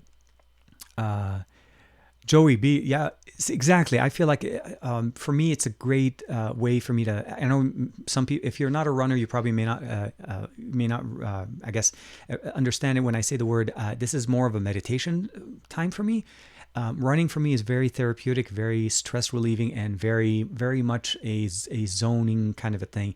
I get to be with myself, with my own thoughts for a certain amount of time, and I'm actually getting the exercise and getting the endorphins from running. So I'm very happy that I'm able to still do this while being at home and being, social distancing. So that's something that is very appreciative there. 7-inch multimedia gaming, all of that. But I think, okay. So let's jump back to Haroon's question real quick. Haroon had another question. Say, want a big flat screen 7-inch for multimedia and gaming. I think about the Black Shark 3 Pro, but I want to know about the Xiaomi OS. Is it good like Oxygen OS or plus your advice? Okay. So what the ColorOS 7.0 has gone a big change and overhaul from what ColorOS 6. So if you've used Xiaomi devices before, or if you've used basically Oppo devices, Xiaomi is a little bit different. ColorOS is an Oppo operating system, and Xiaomi is their own operating system. So keep in mind, they may be using Android, but they're skinning it very heavily. Between the two, personally, I feel like they both have updated quite a bit. Xiaomi and ColorOS are still very much I feel like they're getting better over time for more non-Asian markets as far as the US, allowing us to customize a whole bunch of stuff. I think the 7.1 functionality that we're seeing with the X2 Pro from Oppo is definitely looking good. I used last year, I think I forgot the name of the Mi Mix 3, the sliding phone version of Xiaomi. And the launcher on it is very, very nice, very customizable, swipe down for open notification, all of those things. So I feel like if you've used them in the past and you're comfortable with it, it's more, that's what I would say that should drive you. For me, I feel like both of them perform quite well. They both do what you need them to do. If there is one thing that I would probably say that Xiaomi does a little bit better than Oppo is that swipe down to open up notification is available on the Xiaomi line with their default launcher, and on Oppo you don't. But again, I would be dishonest if I didn't say that I always install Nova Prime. So that to me always fixes the problem. Matt Tyler, do you have any gaming phones you've thought about signing up for the Xbox News app or Xbox Games? I feel like, Xbox games have had a good experience of things. A lot of people are enjoying playing games on them and trying to do the streaming. It's just going to come down to connectivity and data and how much you want to be able to use on your mobile device. Being at home, being on Wi-Fi, I would honestly be much rather on the actual console than to be able to jump on, on a mobile phone. Although I do want to mention, though, I'd started playing Control on my PC yesterday, and I did test out Control using the GeForce Now service because they just added support for that game. And that actually was definitely very interesting to play a PC-based game on the cloud on my phone. Very good. And of course, having it on a massive 6.8 to 6.9 inch display, very, very good. Xperia 10 Pro. So this is from David KTV. Xperia 10 Pro. Any comments on the camera? So, the Xiaomi 10 Pro. Sorry. So that's the Mi 10 Pro, I think that you're referring to. Honestly, I'm actually looking forward to it. I may or may not be getting a Mi 10. I'm not sure. I've heard some good promises for me to be able to pick one up. So hopefully we'll see if they'll get that one. I'll have to see. Dual stereo speakers, 108 megapixel camera. If we learned anything with the fact that is the number on the megapixels is not always the best thing, we need to also talk about the pixel sizes as well as basically how the pixel binning is being done. So keep in mind, yes, from a number spec, yeah, it looks amazing. 108 is a massive number, but it's something that you want to be able to kind of watch for. Yeah. Oh man. Yeah. So Mimin Gralt, again, I do apologize if I'm saying it incorrectly. Yeah, he's mentioning also that Malaysia is also going through some of their lockdowns as well. So Black Romeo. Sorry. Hey man, you put them together. It threw me off. How much wider is the LG V60 than the S20? Ooh, okay, so that's a good question, and we can actually do it on very, very easily on the live stream because I have both devices here. So as I'm getting ready for this one, let's go ahead and jump over, and I'll get another question out there. All devices there, which have the best battery life based on my usage? Right now, the V60. V60, solid day and a half. Not a question, no problem.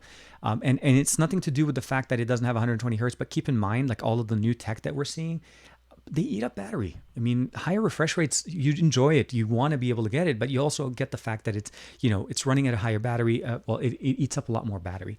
Now, the S20 Ultra has a 5,000 milliamp battery, which is similar to what we've seen with the V60. But that's something that you want to keep in mind. It actually does consume the battery faster. So here, this is the S20 Ultra. This is the V60. So let's put them right neck and neck, and let's go. Okay, so the V60 is slightly higher. You can definitely see slightly taller on one end. So let's go ahead and flatten it on this side, and let's see, and ever so slightly. So it's very, very minimal. I would say it's mostly just on the like the outer construction. If I'm holding them in front of you right now, I would probably say you don't even see the difference. So let's go ahead and unlock. And so you could kind of see there, they're very, very, very small amount of difference between the two. And of course, very different setup in the back. So I wouldn't be surprised if you're holding them in your hand, you wouldn't feel it. And this, if you got the comment and you got the joke, Juan Carlos, if you see this later, that one's for you. I got Juan Carlos Bagnell to say that it felt great in the hand one time on a live stream. So that to me was a personal little joke that I'm doing with him, but I'm just messing with him. Best mobile skin excluding Google. Oh, okay. I would probably say Nova Prime. Nova Prime is, for me, and when we say skin, I'm assuming you're referring to the entire operating system. For me, it really depends on what you like. So at the end of the day, this is a question, by the way, from Matt Tyler. What's the best mobile skin? What's the best version of an Android skin on top of Android on a mobile device? It's a personal preference. Most people attribute the mobile skin to the UI, to the launcher UI. That's the home screen that you're normally getting into. And most people, that's what they attribute to what the operating system looks like. Because although we may use the settings tab and we may go into the settings tab at some point, we never live in the settings tab. So those customizations at that level, we generally don't see. As long as the UI provides us all the customization to have the dark mode, especially with Android 10, getting updates, I think those are going to be really good for us. As far as actually just overall functionality, excluding Google, especially because I do want to give Google a props for at least updating the launcher. The Pixel launcher that's on the Pixel 4 now features the swipe down to open notification. So that's something that I feel like is a must with large displays. Swipe down to search. If you like it, I understand, but if you are using a device that is that long, tall, I mean, any device that you cannot reach the top, I feel like by default, that is the default setting. Swipe down for notification. It is not swipe down for search. Give us the option to customize the swipe up to open up search or swipe up to open up the app drawer, but I don't think that makes sense to have swipe down to search because not everybody wants to search for an app. Some people want to actually check those notifications that are coming, and they don't want to use the device with two hands. That's where the UI needs to help us. But to answer Matt's question, I personally feel like regardless of which version of the launchers that you're getting, I feel like One UI has definitely gotten a lot better. LG's UI is definitely becoming less in your face. It's becoming more in the background, and it's very minimalistic and fast. Xiaomi does really good with their launcher. ROG, actually, surprisingly, I'm actually very happy with their launcher. Even on the Tencent edition one, this is more of the Chinese version of this device. It actually works really good. Red Magic definitely needs a little bit of improvement on it. But what I like is this is Android. This is what we can do with Android. We can change the launcher. So Nova Prime all the way. So for me, that generally kind of circumvents most of the functionalities that I don't usually get. So if I want swipe down to open up notification, I can do that with Nova Prime. If I want to be able to double tap the background and open up my Google search, I want to be able to do that. So all of those things are definitely very, very nice. Jump over real quick. Yeah. So Fat Produce, my go-tos are Dark Matter, Vintage, Linux, and Moonrise. Ooh, I like those. That's very nice fonts. Icon packs. Haven't used any icon packs in years, EMUIs, past few years. Yeah, so we're starting to see even customizations of icon packs built into the UI. So those are definitely very, very nice. Does a 3D face unlock with IR really make a difference in a regular usage?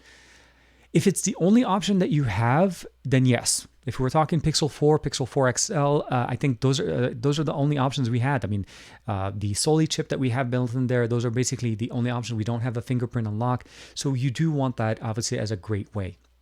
Is it a great functional thing to have when you have a good, fast fingerprint sensor? that becomes a little bit debatable. I feel like this is at this point where you just want to be able to get the feature. If you want, you can go to the higher end model. You can also go to the standard P40. So those are things you want to keep in mind. But the P40 Pro and the P40 Pro Plus on Huawei definitely feature that. And I appreciate having it there, but I don't feel like it was definitely like the super necessity thing. I would appreciate it more, obviously, on a device that does not have fingerprint unlock. I feel like fingerprint unlock is definitely still the fastest process, because most of the time when we're unlocking our phone, I mean, we're not going to bring it up. We're always going to basically put our finger on the display and unlock the device. Typically to what we used to do, where, you know, the fingerprint sensor used to be there. I do apologize for that. Again, we're learning a lot about TK today.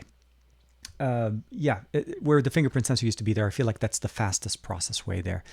Can you tell me if the LG cameras and screen colors why are they so washed out? I'm not sure if you're talking about basically the color tuning. So depending if you know, and a lot of times you're able to actually configure the color on the actual UI to be vivid and tune the color. So it may be just that my settings are not there, or maybe the ones that you've seen are not there, but I'll definitely try to cover that in the full review coming out very soon. Next, let's jump in. I don't know why I just kind of did this whole really thing. Snapdragon 865 versus the Karin 990. Ooh, that's going to be good.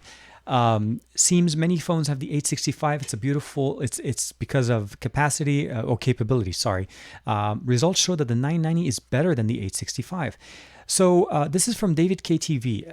I think the difference here that we're looking at obviously is it's not like you can pick up a same phone, a same device, and say, I want to be able to get the Karin 990 version of this, or I want to be able to get the 865. Similar if we were talking about Samsung with the Exynos version over the Snapdragon. It's specifically right now in markets and certain availabilities. So if you're considering picking up a device in, let's say, ever since the 855 or the 845, Huawei started shifting over to 7 nanometer. Both the 865 and then the Karin 990 are both a 7 nanometer types processors. They're faster, they're smaller, they're more power efficient. And it really it's going to come down to basically certain scenarios of what you're using it for. I feel like the 865 is definitely getting more traction because more OEMs are using them.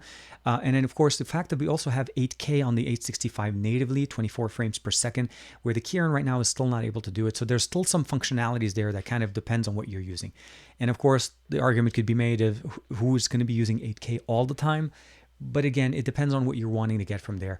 The Karin 990 and the X55 both support 5G, natively supported, built into this processor. So the X55 and the Karin 5G.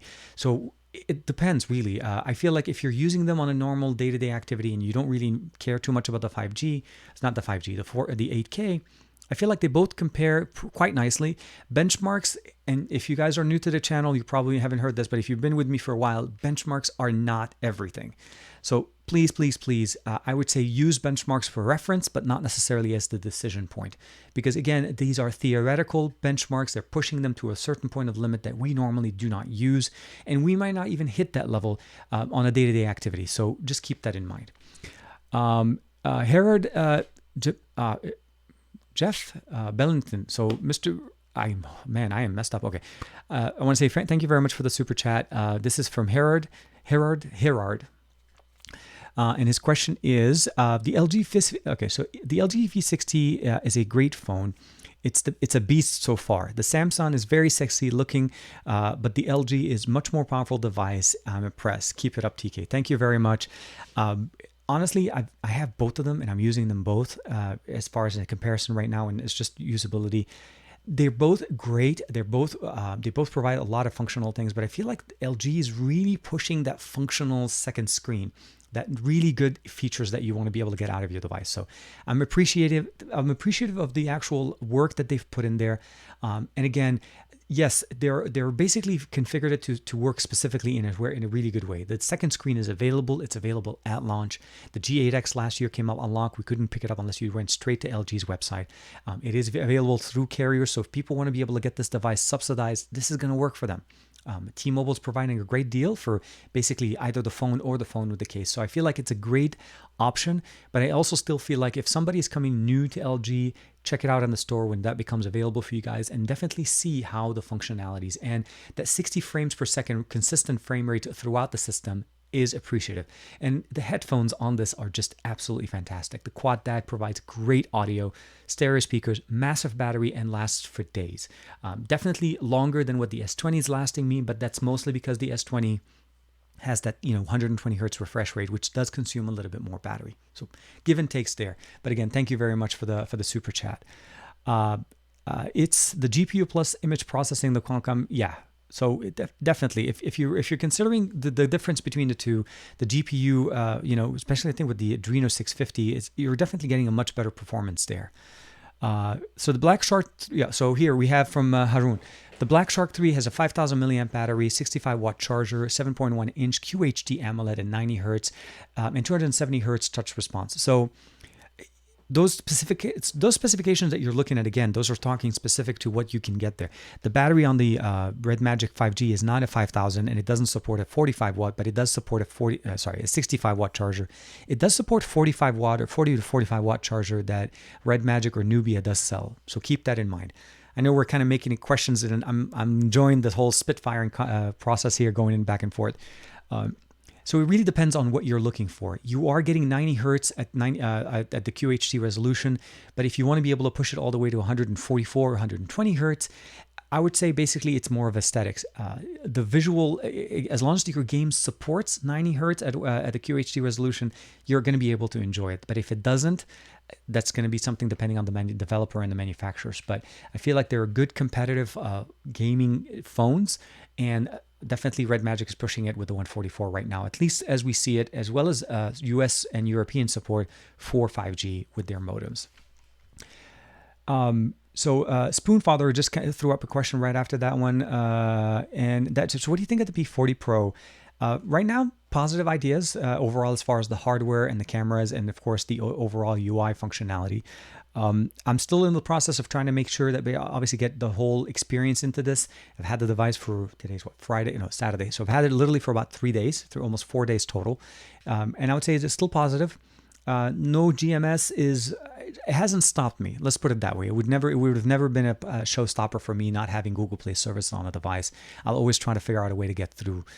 Having Aurora, the Aurora App Store on there fixes the problem for me. It's not directly available. You do need to download that. And overall, I think once I had that installed, for the most part, getting in there, getting my streaming content, my social media application, everything works great. And I'm able to use the device.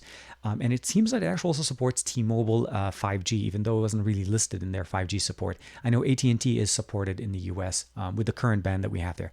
So definitely a good phone to check out. Marilyn, no, don't worry about it. I think the chat is definitely very active today, and I'm very happy with everybody being here. Another question coming in from Matt Tyler. So I used launch air on my McLaren 7T Pro. Man, I miss my McLaren.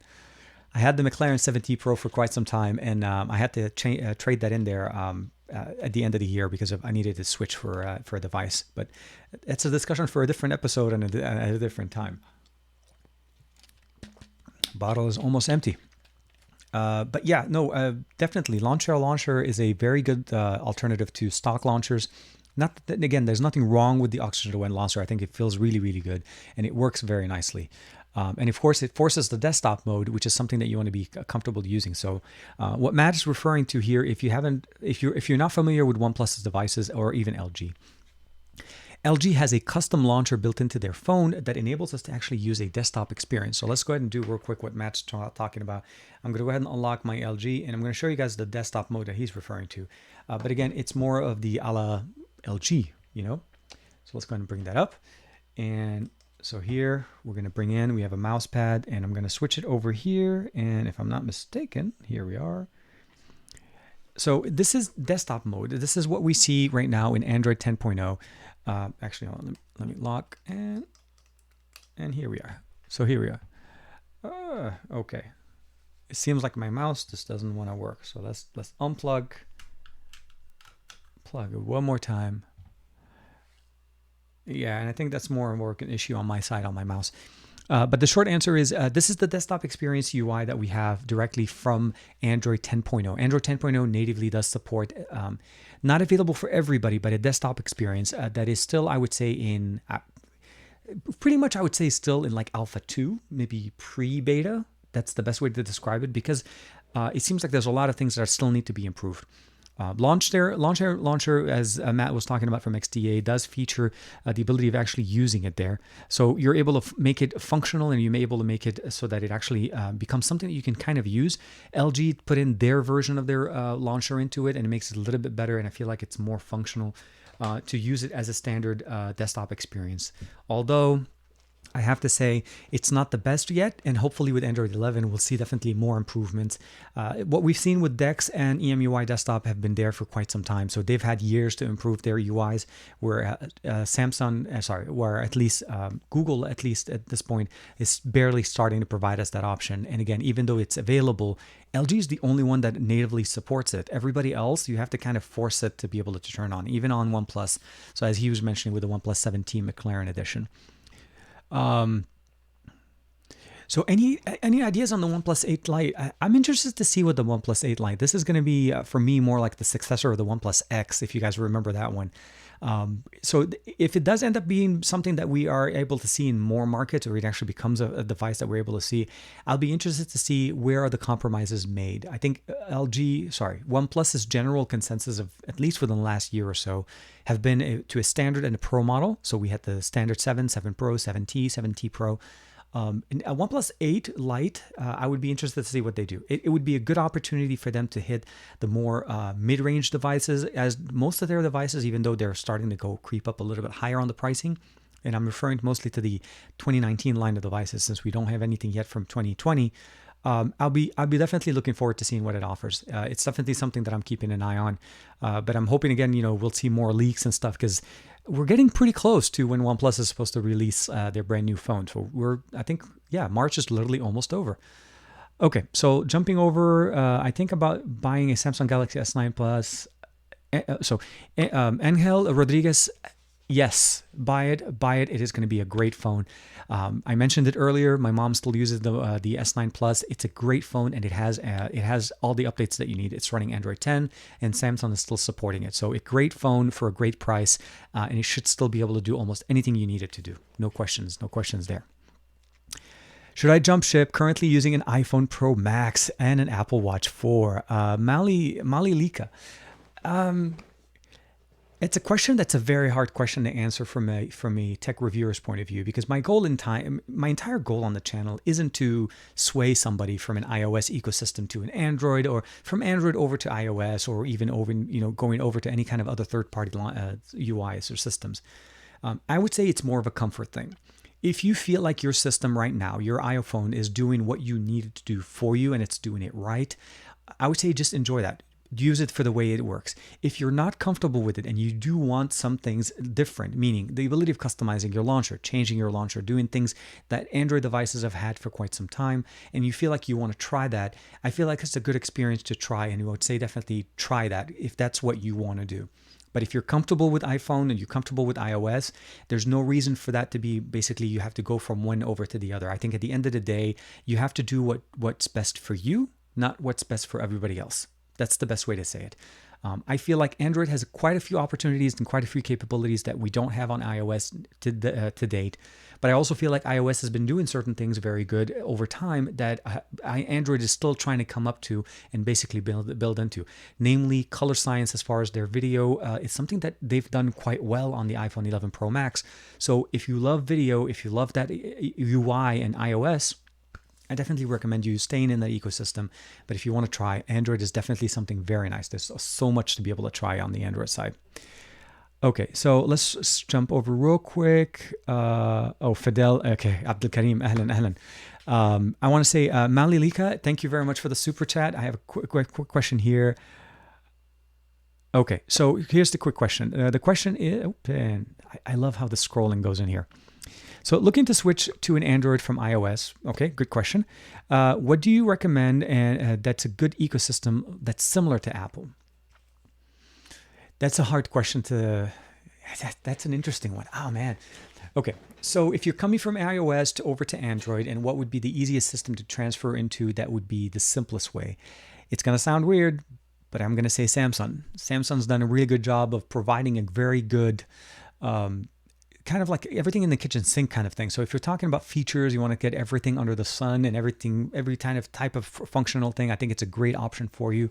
I think LG is also a good option to be able to jump into as far as what you have in the US, or as far as just functionalities. I think OnePlus from the price point provides you a lot of good features, but it is more closer to Android, stock Android. So you're not going to get that more iOS feel and look when you open up and use a OnePlus device. I think Samsung will probably give you that most, I would say kind of like a similar feeling to being at home. And then, of course, if you jump into more like pure Android, like Pixel devices, you're going to get that there. So I think Samsung is a good place to start. And I think you'd get probably the best introductory experience. And then as time goes on, if you like to stay with an Android, of course, I definitely recommend you going something a little bit closer to more like a OnePlus or Pixel, or even other devices like, with Xiaomi devices providing us even good experiences there. So, but thank you very much, Molly, for that super chat right there. Looking forward for a tablet as well. So tablet wise, I think overall right now, Huawei makes a good MediaPad tablets. Those are good ones that you can use. Although I feel like the fact that Android or Google is no longer making tablet mode versions of their operating systems, and the OEMs are having to basically makeshift their own versions of their operating, I would probably say if you're going to go to a tablet that works in both ways, I would recommend you probably going with either, again, a Samsung tablet or a Huawei tablet MediaPad. I also think LG is still putting their hand in there, and Sony, of course, would be great if we're able to see some new tablets from them. So those are great. Obviously, the bigger name ones are always going to be the more popular ones, but I feel like Samsung does a good job of providing us a good implementation of Android that's similar to their smartphones. So you get that ecosystem kind of continuation between the two. Richard Stein, hi, how you doing? Aditya, how is app scaling across various devices? It's been interesting. Depending on the device screen and the UI, it's been actually a little bit of an interesting system. And also if you're using gestures or the navigation buttons, so the buttons or the gestures, hasn't been a big issue for me. Overall, for the most part, I think when I'm using Nova, everything kind of works out great. And the native app scaling lately has been good. I haven't had much issue, so knock on wood. Let's scroll down a little bit more. I think I'm taking too long on some questions, but I want to hit everybody. So Joey B wanted to ask everybody, if everybody wants to be able to throw that in there, just throw in, what is your daily driver? I think that's a great question, and what you're using. Joey B's using the Xperia 1 and the Pixel 4 XL, a man after my own heart. The Pixel 4 XL, one of my favorite devices of 2019. Definitely very, very nice. Okay, Joey's on the Pixel Slate. Oh man, dude, congrats.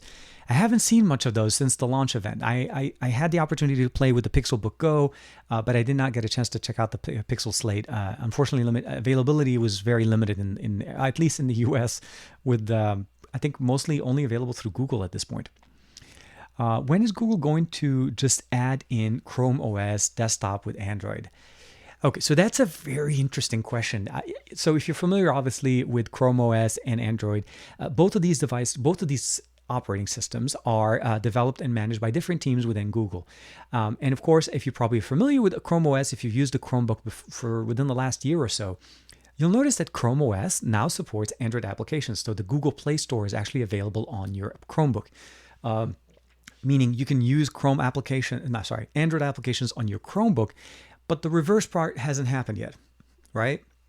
And I've also seen some people being able to hack Chromecasts to be able to run Android on them, but nothing that is so good enough or smooth enough to be mainstream for us to be able to do on all of our Chromecasts.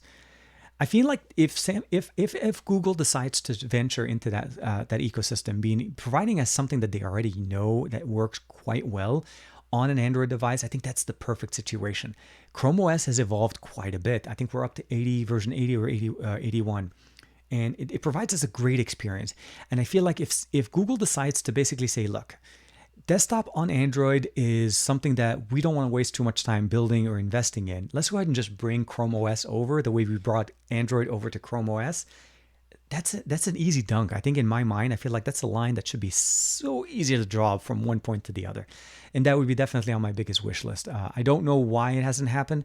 It could be a compatibility issue going the other way around, where Android going into Chrome OS is much easier than having it the other way, because that would be basically almost like running a separate operating system, not natively supporting another one internally to it. So Chrome OS supporting Android is much different than Android supporting Chrome OS. So we'll have to see how that one goes.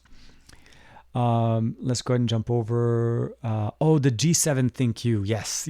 So Detail is running his G7 thinQ. I'm seeing some people with Pixel 4 XL. Definitely very nice. The Galaxy S7 here with a custom ROM with One UI daily driver. That's from Vazikos at TechPimp. Okay, so that one was taken back. And then, of course, my favorite devices to use today, battery life, is the Mate 20X. Yeah, Joey, that is... The Mate 20X is a beast of a phone. I feel like it's a great phone for anybody that's ever used it. If you haven't used one before, they're definitely very, very nice. And I appreciate the form factor, because it's a massive display, headphone jack, stereo speakers, and it had the same cameras as the Mate 20 Pro. The Mate 20 Pro when they released that one. So you had almost literally like the best situation. It didn't have the reverse wireless charging, some of the extra funky stuff that they added into the Mate 20, but it was definitely a very good phone. A friend of mine from XDA actually used that as his daily driver for quite some time before upgrading. So definitely very nice. And if you've used them before, very, very good. Let me just double check here, make sure I didn't miss anybody's questions. Once I figured out that I can actually make the chat much bigger, night and day, way better. Way better. So Leo's using, he's using his Galaxy Note 9 gaming and RG. Oh, RG Phone 1, definitely really nice. And then for media, the 6S Plus.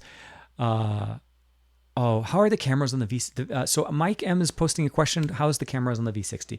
The V60 cameras are actually pretty good. I feel like overall, it's definitely a camera or a camera system that you need to take a little bit more time to be able to take pictures with. And what I mean by this, if it's a system that you're considering about basically opening up, taking it and taking a quick image, you may not get the best experience out of it, but I feel like that's how the LG UI system is set up right now. And I feel like they need to do a little bit more work on their auto, I would say the best way to say it, auto mode. So just keep that in mind. If you're comfortable with taking a few seconds to compose your image and basically set your exposure and the focus level and all of that, I think it can produce really good images both on the front and the back facing sensors. And we are lacking the telephoto, but keep in mind that they've kind of combined a way of reducing or zooming in with the 64 megapixel camera right there without losing any quality to a certain point, obviously, but still basically compensating for not having that third sensor. How flat are the screens on the V60 thinQ? They are flat, baby. This is like seriously as flat as I can. Okay, here's a flat surface. Here's the phone. That's flat. There is no curvature on this. The curving on the V60 is mostly done on the back, so it's mostly intended to be more for like grip. So if we switch back to this one, so you can see right there that there's the curvature, but the display itself is really, really, really flat. Very nice. I really like the aesthetics that we get from different devices, and I don't necessarily like. So one thing we started to see last year, there was a certain trend for some reason. Where we started to see basically very curvature, like waterfall displays, where they just basically like almost like go to an edge and just drop down, and you started having basically false touches and so on. So those are things that we always need to fix in software. But I feel like initially when you first pick it up, it didn't have that, so we were still having some issues there. I think even OnePlus, at some people have reported ghost touching on the side. So those are things you want to keep in mind. But for the V60, definitely very nice. Okay, so why is the S20 Ultra HDR the worst? I think the S20 Ultra still needs some software update. I did receive an update a day or so ago. It's supposedly fixing the camera. I haven't noticed a massive improvement yet. One thing we have to understand is this is by far the largest sensor that Samsung has used on a mobile device of theirs forever. 108 is something that is new, and I feel like they need a little bit more time to fix the software situation. So we'll hopefully see a little bit better improvements there. Fat Produce, I'm wanting to be able to use glass screen protectors again on my OnePlus 7 Pro. Glass is the way to go, man. If you haven't used glass protectors, I don't mind glass protectors. So I'll take a step back here. You probably, shameless plug devising here. If you haven't seen this, I did post a video with the Whitestone Dome glass protectors. They make glass protectors for many devices on the market, namely the OnePlus 7 line of devices, as well as Samsung. And I'm hoping they're going to support the V60, although initially they said they're not. So hopefully we'll see something change there. Glass is always going to be better. When you protect your device and you put a case on it and you protect all the different aspects of the case or the device, you're protecting everything but the display, unless you get a folio case. And glass will give you that extra layer of stop before it becomes basically where your device display is getting damaged. And some people, I've had people comment in some of my older videos where they say, look, my glass shattered right away. It broke. This is a piece of crap. No, it actually did its job. The glass protector is supposed to break before your display breaks. So if you can and your device supports it, or the manufacturers of the glass makers do support it, be it White Dome or any other device manufacturer of the glass protectors, definitely get glass. That's the best way to go. I always recommend it, and I try to do it on almost all my devices. So Mimingran Glot, hopefully I'm saying that correctly. One small thing that exists in the Samsung, LG, Huawei Pixel is that you... Oh, okay. So one thing that exists in those ecosystem that I wish other Android phones had, it's the Edge launcher for me. So that's something new. LG's UI definitely has gone through a few iterations with the side launcher. Huawei has that one now, and he added it. That's something actually new into the P40 Pro. It's a small launcher that I think some people didn't realize, but it's also because they didn't really mention it to us at the beginning. So normal Android gestures, if I swipe up in the middle, I'm able to open up notifications. I'm able to go into gallery. But if I swipe down and hold, so here it is. So let's go home. And on the home screen, I do that side gesture. You notice that little 4 button. There's a side launcher that's built in here, and I'm able to open up different applications. I can go back into the gallery app. Of course, it opens it up in pop-up window or full screen. So those are things that we're starting to see with more devices. And I really feel like, the side launcher back in the day, I don't know if I keep saying back in the day, about 3 or 4 years ago, there was a developer that was a good friend of mine that actually had a side launching application that he basically developed, and he did it while he was going to college. But then sadly, when he graduated college, that kind of stopped. But I do wish we had more side launchers. Large displays need to be more functional, and they need to have more side options to be able to add things to it. Gestures are really good, and we're starting to see gestures on almost everything that supports Android 10.0 native one. So we're getting that one, I would say, unified gesture system. And I feel side launcher should be the next thing for sure. Is there any news on the G9? I'm starting to see some rumors on the G9. So this is Matt Tyler. I want to mention to you guys. So the G9 is definitely something we're starting to see some rumors on. And I was hoping, at least based on a couple conversations with Juan Carlos, I was originally hoping that the G9 was going to be basically a variant of the V60, like an international model of the V60, because currently the V60 isn't available in every single market, and we also don't have an unlocked model. But some of the rumors that we're starting to see out of this, it seems like it's actually going to be a Snapdragon 765 processor supporting device. So more of a basically mid-range processor. So not the 865, but keep in mind and be assured, obviously, that the 765 does support 5G as well. It's using the X52 modem built in. So more of a, basically, I would say maybe even more budget friendly than what we see with the V60. But it looks like it's definitely in the works, but more of a slightly lower, not as powerful as the V60. The V60 is still going to be taking the crown, which is what we've seen in the past. LG in the past, generally what usually LG does is the G series carries the processor from a year before, and the V series carries the current top-end processor. And they're doing it slightly different this year. They're bringing in the V with the 865, and it looks like the G9 or the G series will be running the 765. But definitely looking forward to see what they offer there. Hopefully the same camera array, the headphone jack for sure with wireless charging, and I'm hoping stereo speakers. Besides the wonderful UI in the updates to the on the Pixel, that was another selling point for me. Yeah, definitely Scott R, I'm with you on that one. Fat Brodus, one thing Samsung has over other Android device ability, the ability to play audio from 2 apps or sources at once. So that's something that we saw that came out with Good Lock. If you're not familiar with this, Samsung has something called a Good Lock Good Lock application. Let me see if I can actually show that to you guys. Here we are. So we'll switch over real quick. So here, this is something called Good Lock, and it's a customization-based application that's available for Samsung devices.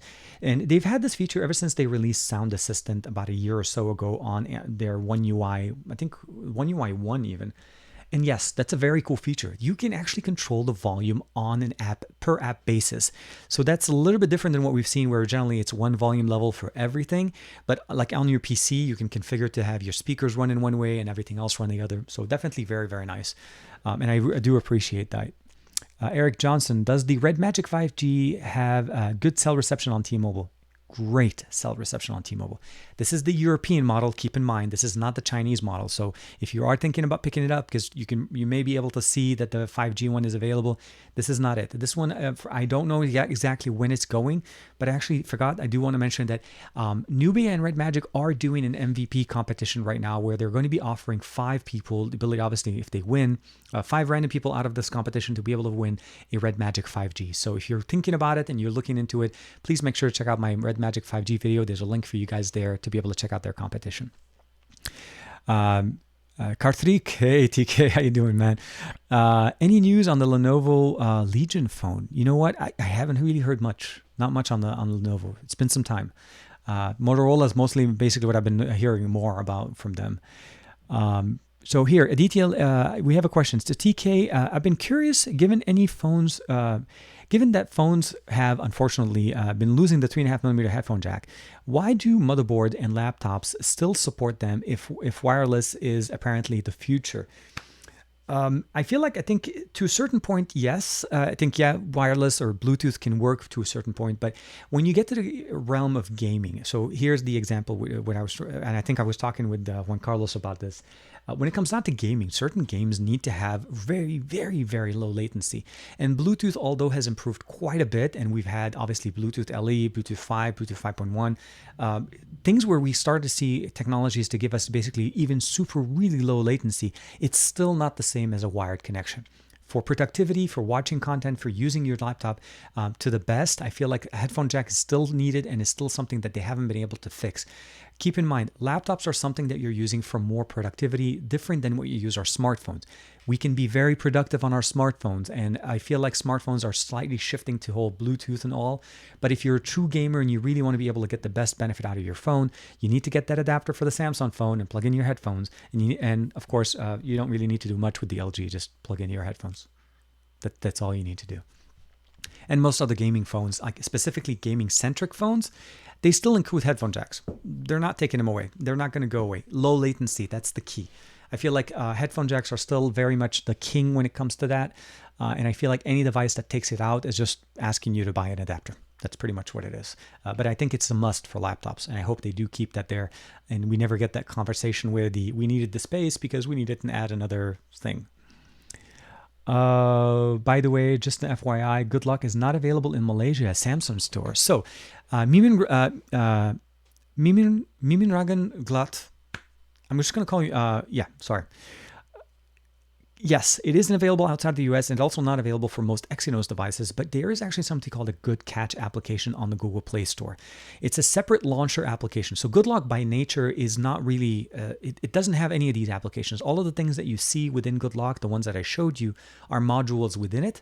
So the best way I would say is jump over to something called Nice Catch, and you should be able to get most of these apps running on your Samsung-based device. Let's go through. Let's see here. Why is the Exynos completely different from Snapdragon compared to games and to battery life? And what is wireless charger you suggest for the S10 Plus? So this has been very interesting. So that actually over time in the last couple of years, it's gone kind of the opposite way.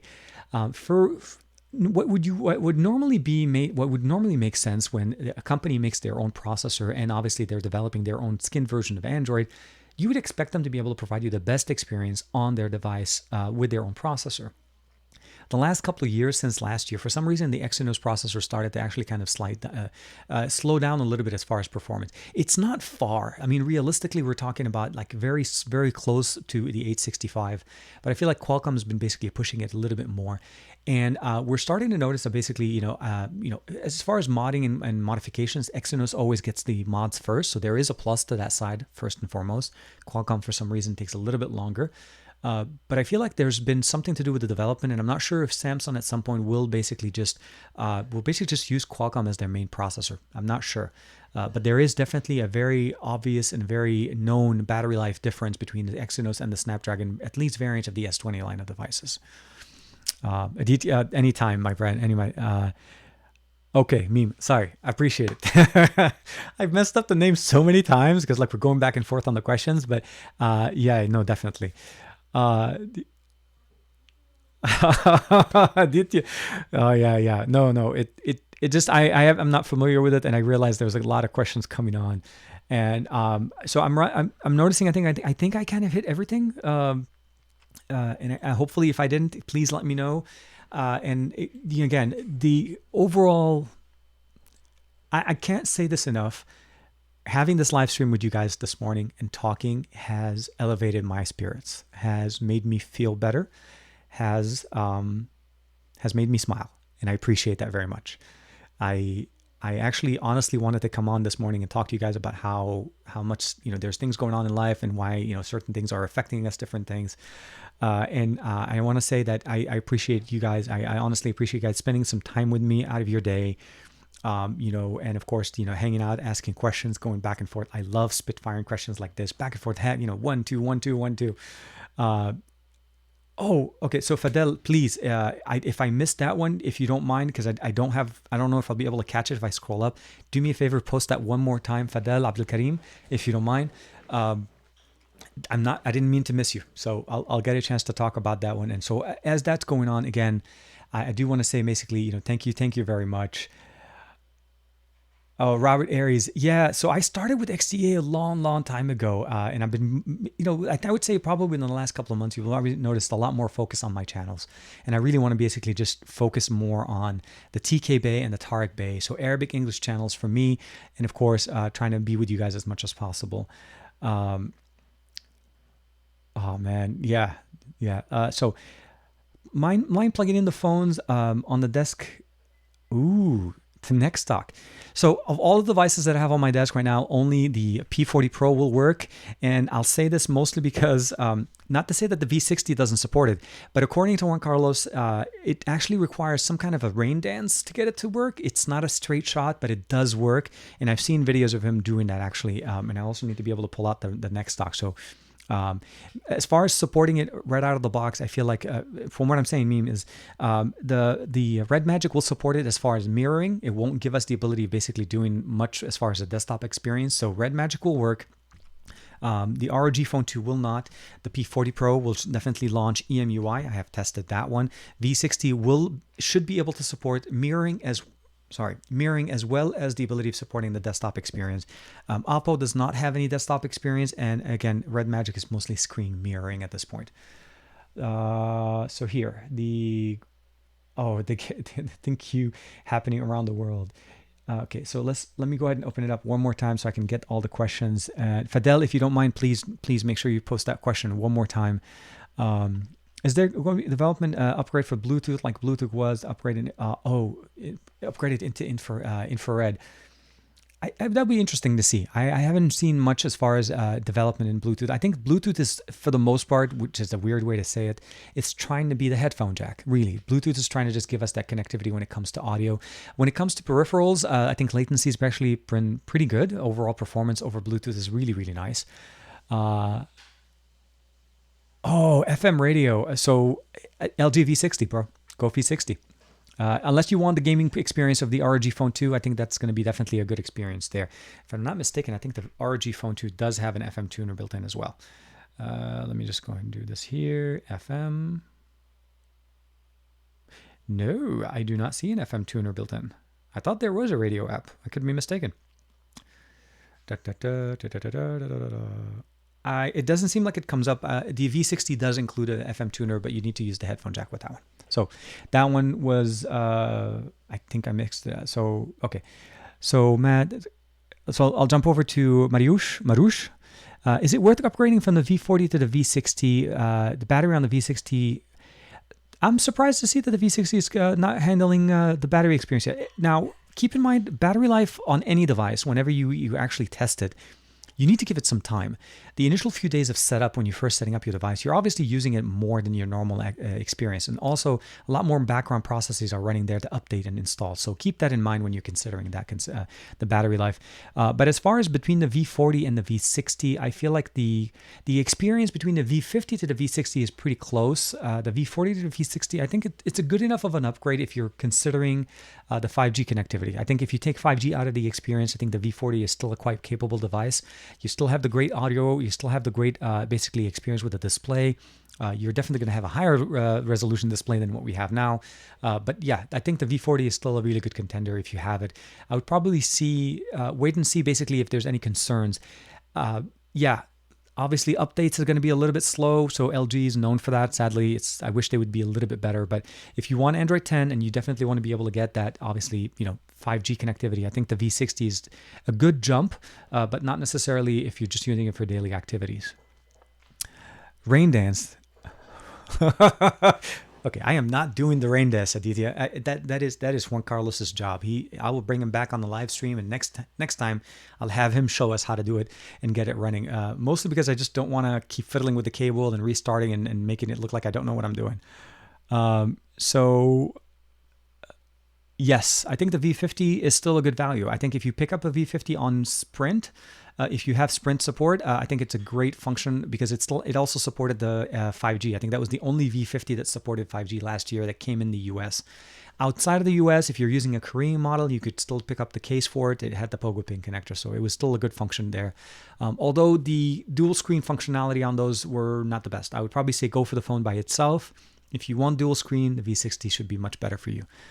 So yeah, that was the Sonic question as far as the FM radio. Mr. Comer, hey, how are you? Sabaho from Bakri Kitua. Bakri Kitua. Ahlan. So here, what do you think of the 2 meter? This is from Kanzuk. Good morning, Sabaho. What do you think of the 2 meter distant configurable wireless charging look, and how would that happen? I think wireless charging over distance is something that we've seen for a few years now, and we've seen demonstrated in over devices. I feel like it's something that it should be interesting to work. I think it's not ready for mainstream, and I feel like there hasn't been enough testing to basically prove that there's no damage done with transmitting that much power over wireless connectivity. So is it functional? Yes. Is it great as far as a feature once we get there where we don't even have to take our phone out of our pocket and we're just walking in a room and suddenly our phone charges as we're walking through it? I think we need a little bit more development to see how functional that type of technology will work and making it basically more mainstream, and obviously how to make that into more mobile of a solution as opposed to an added accessory. Let's jump over here. Fat Produce, you're has been fun. Oh man, thanks, Matt. Dude, Mudassir Hasmi, ahlan. Thank you very much. Yes, it's a lot of work. That's all I could say. It's a lot of work. What do you think about the Mi 10 Pro? And it costs about €1,000. So I feel like, there's two different versions, obviously, right? I mean, they announced the Mi 10, the Mi 10 Pro, and I think it's an interesting approach. I'm thinking Xiaomi is trying to start pushing up in the market. I mean, we've known Xiaomi, they've been bigger in the European market. For the US market, they haven't been really as present, but they're trying to.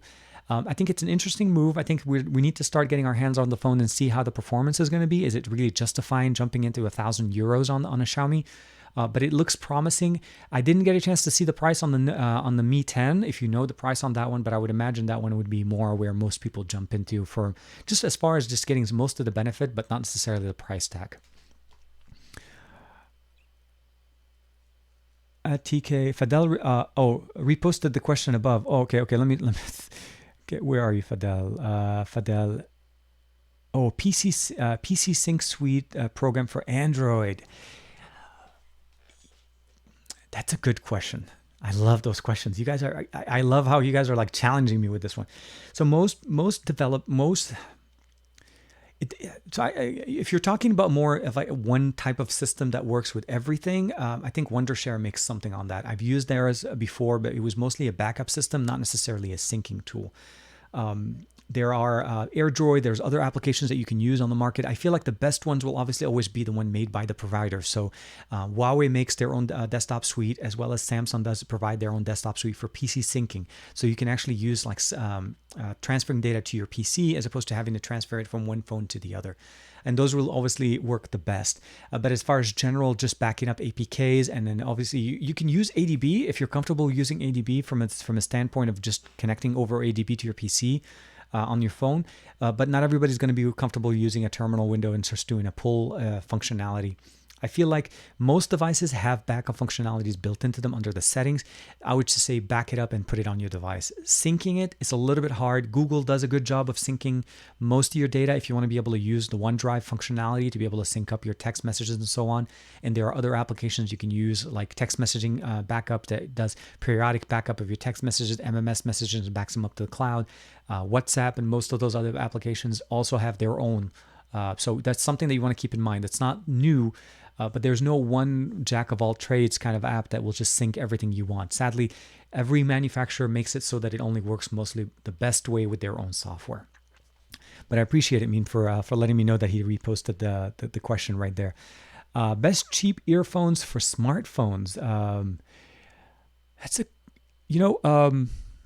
I do want to say, like, there was a sub $50. Let me pull up the videos here. I forget the name of the actual company. And I think it was a sub $50 video that I actually got a chance to do. Let's go ahead and switch it over here. Open in a new. Here it is. We'll just do here. Got to jump back into the feed.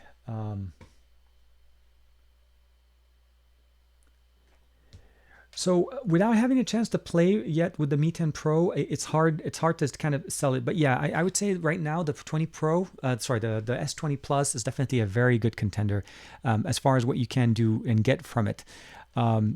So Mobile Fun, oh man, I forget the name. I think under $50, it's a...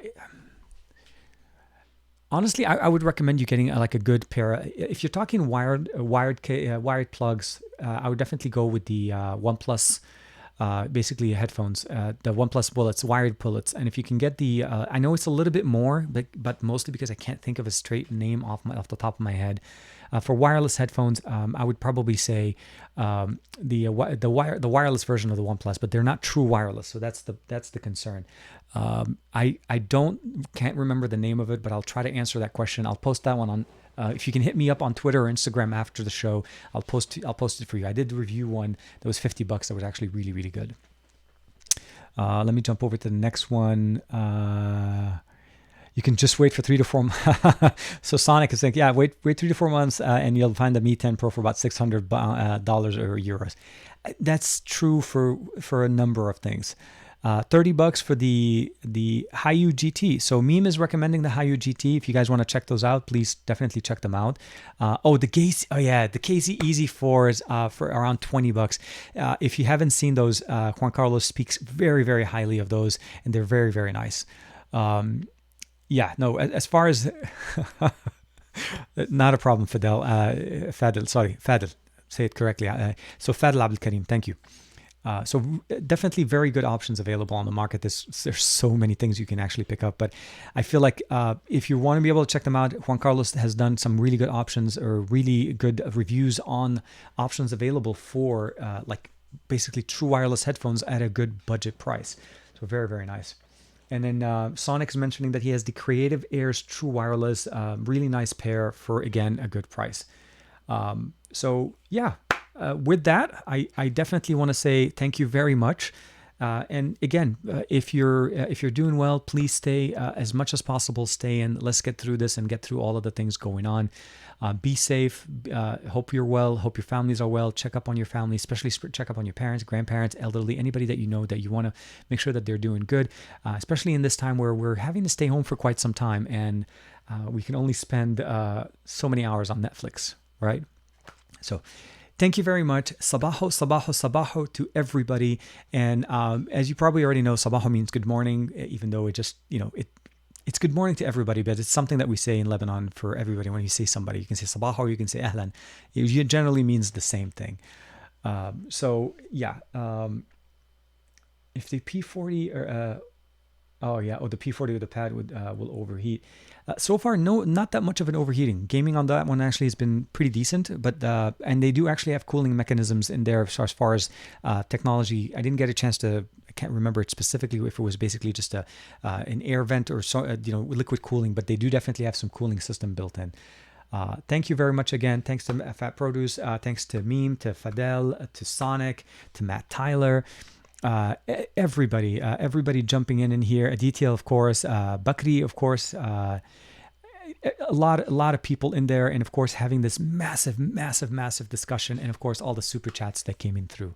I'll see you guys next time, and I'm actually really happy with this, and I'll try to do this as consistent as possible, and sometimes we'll have some guests.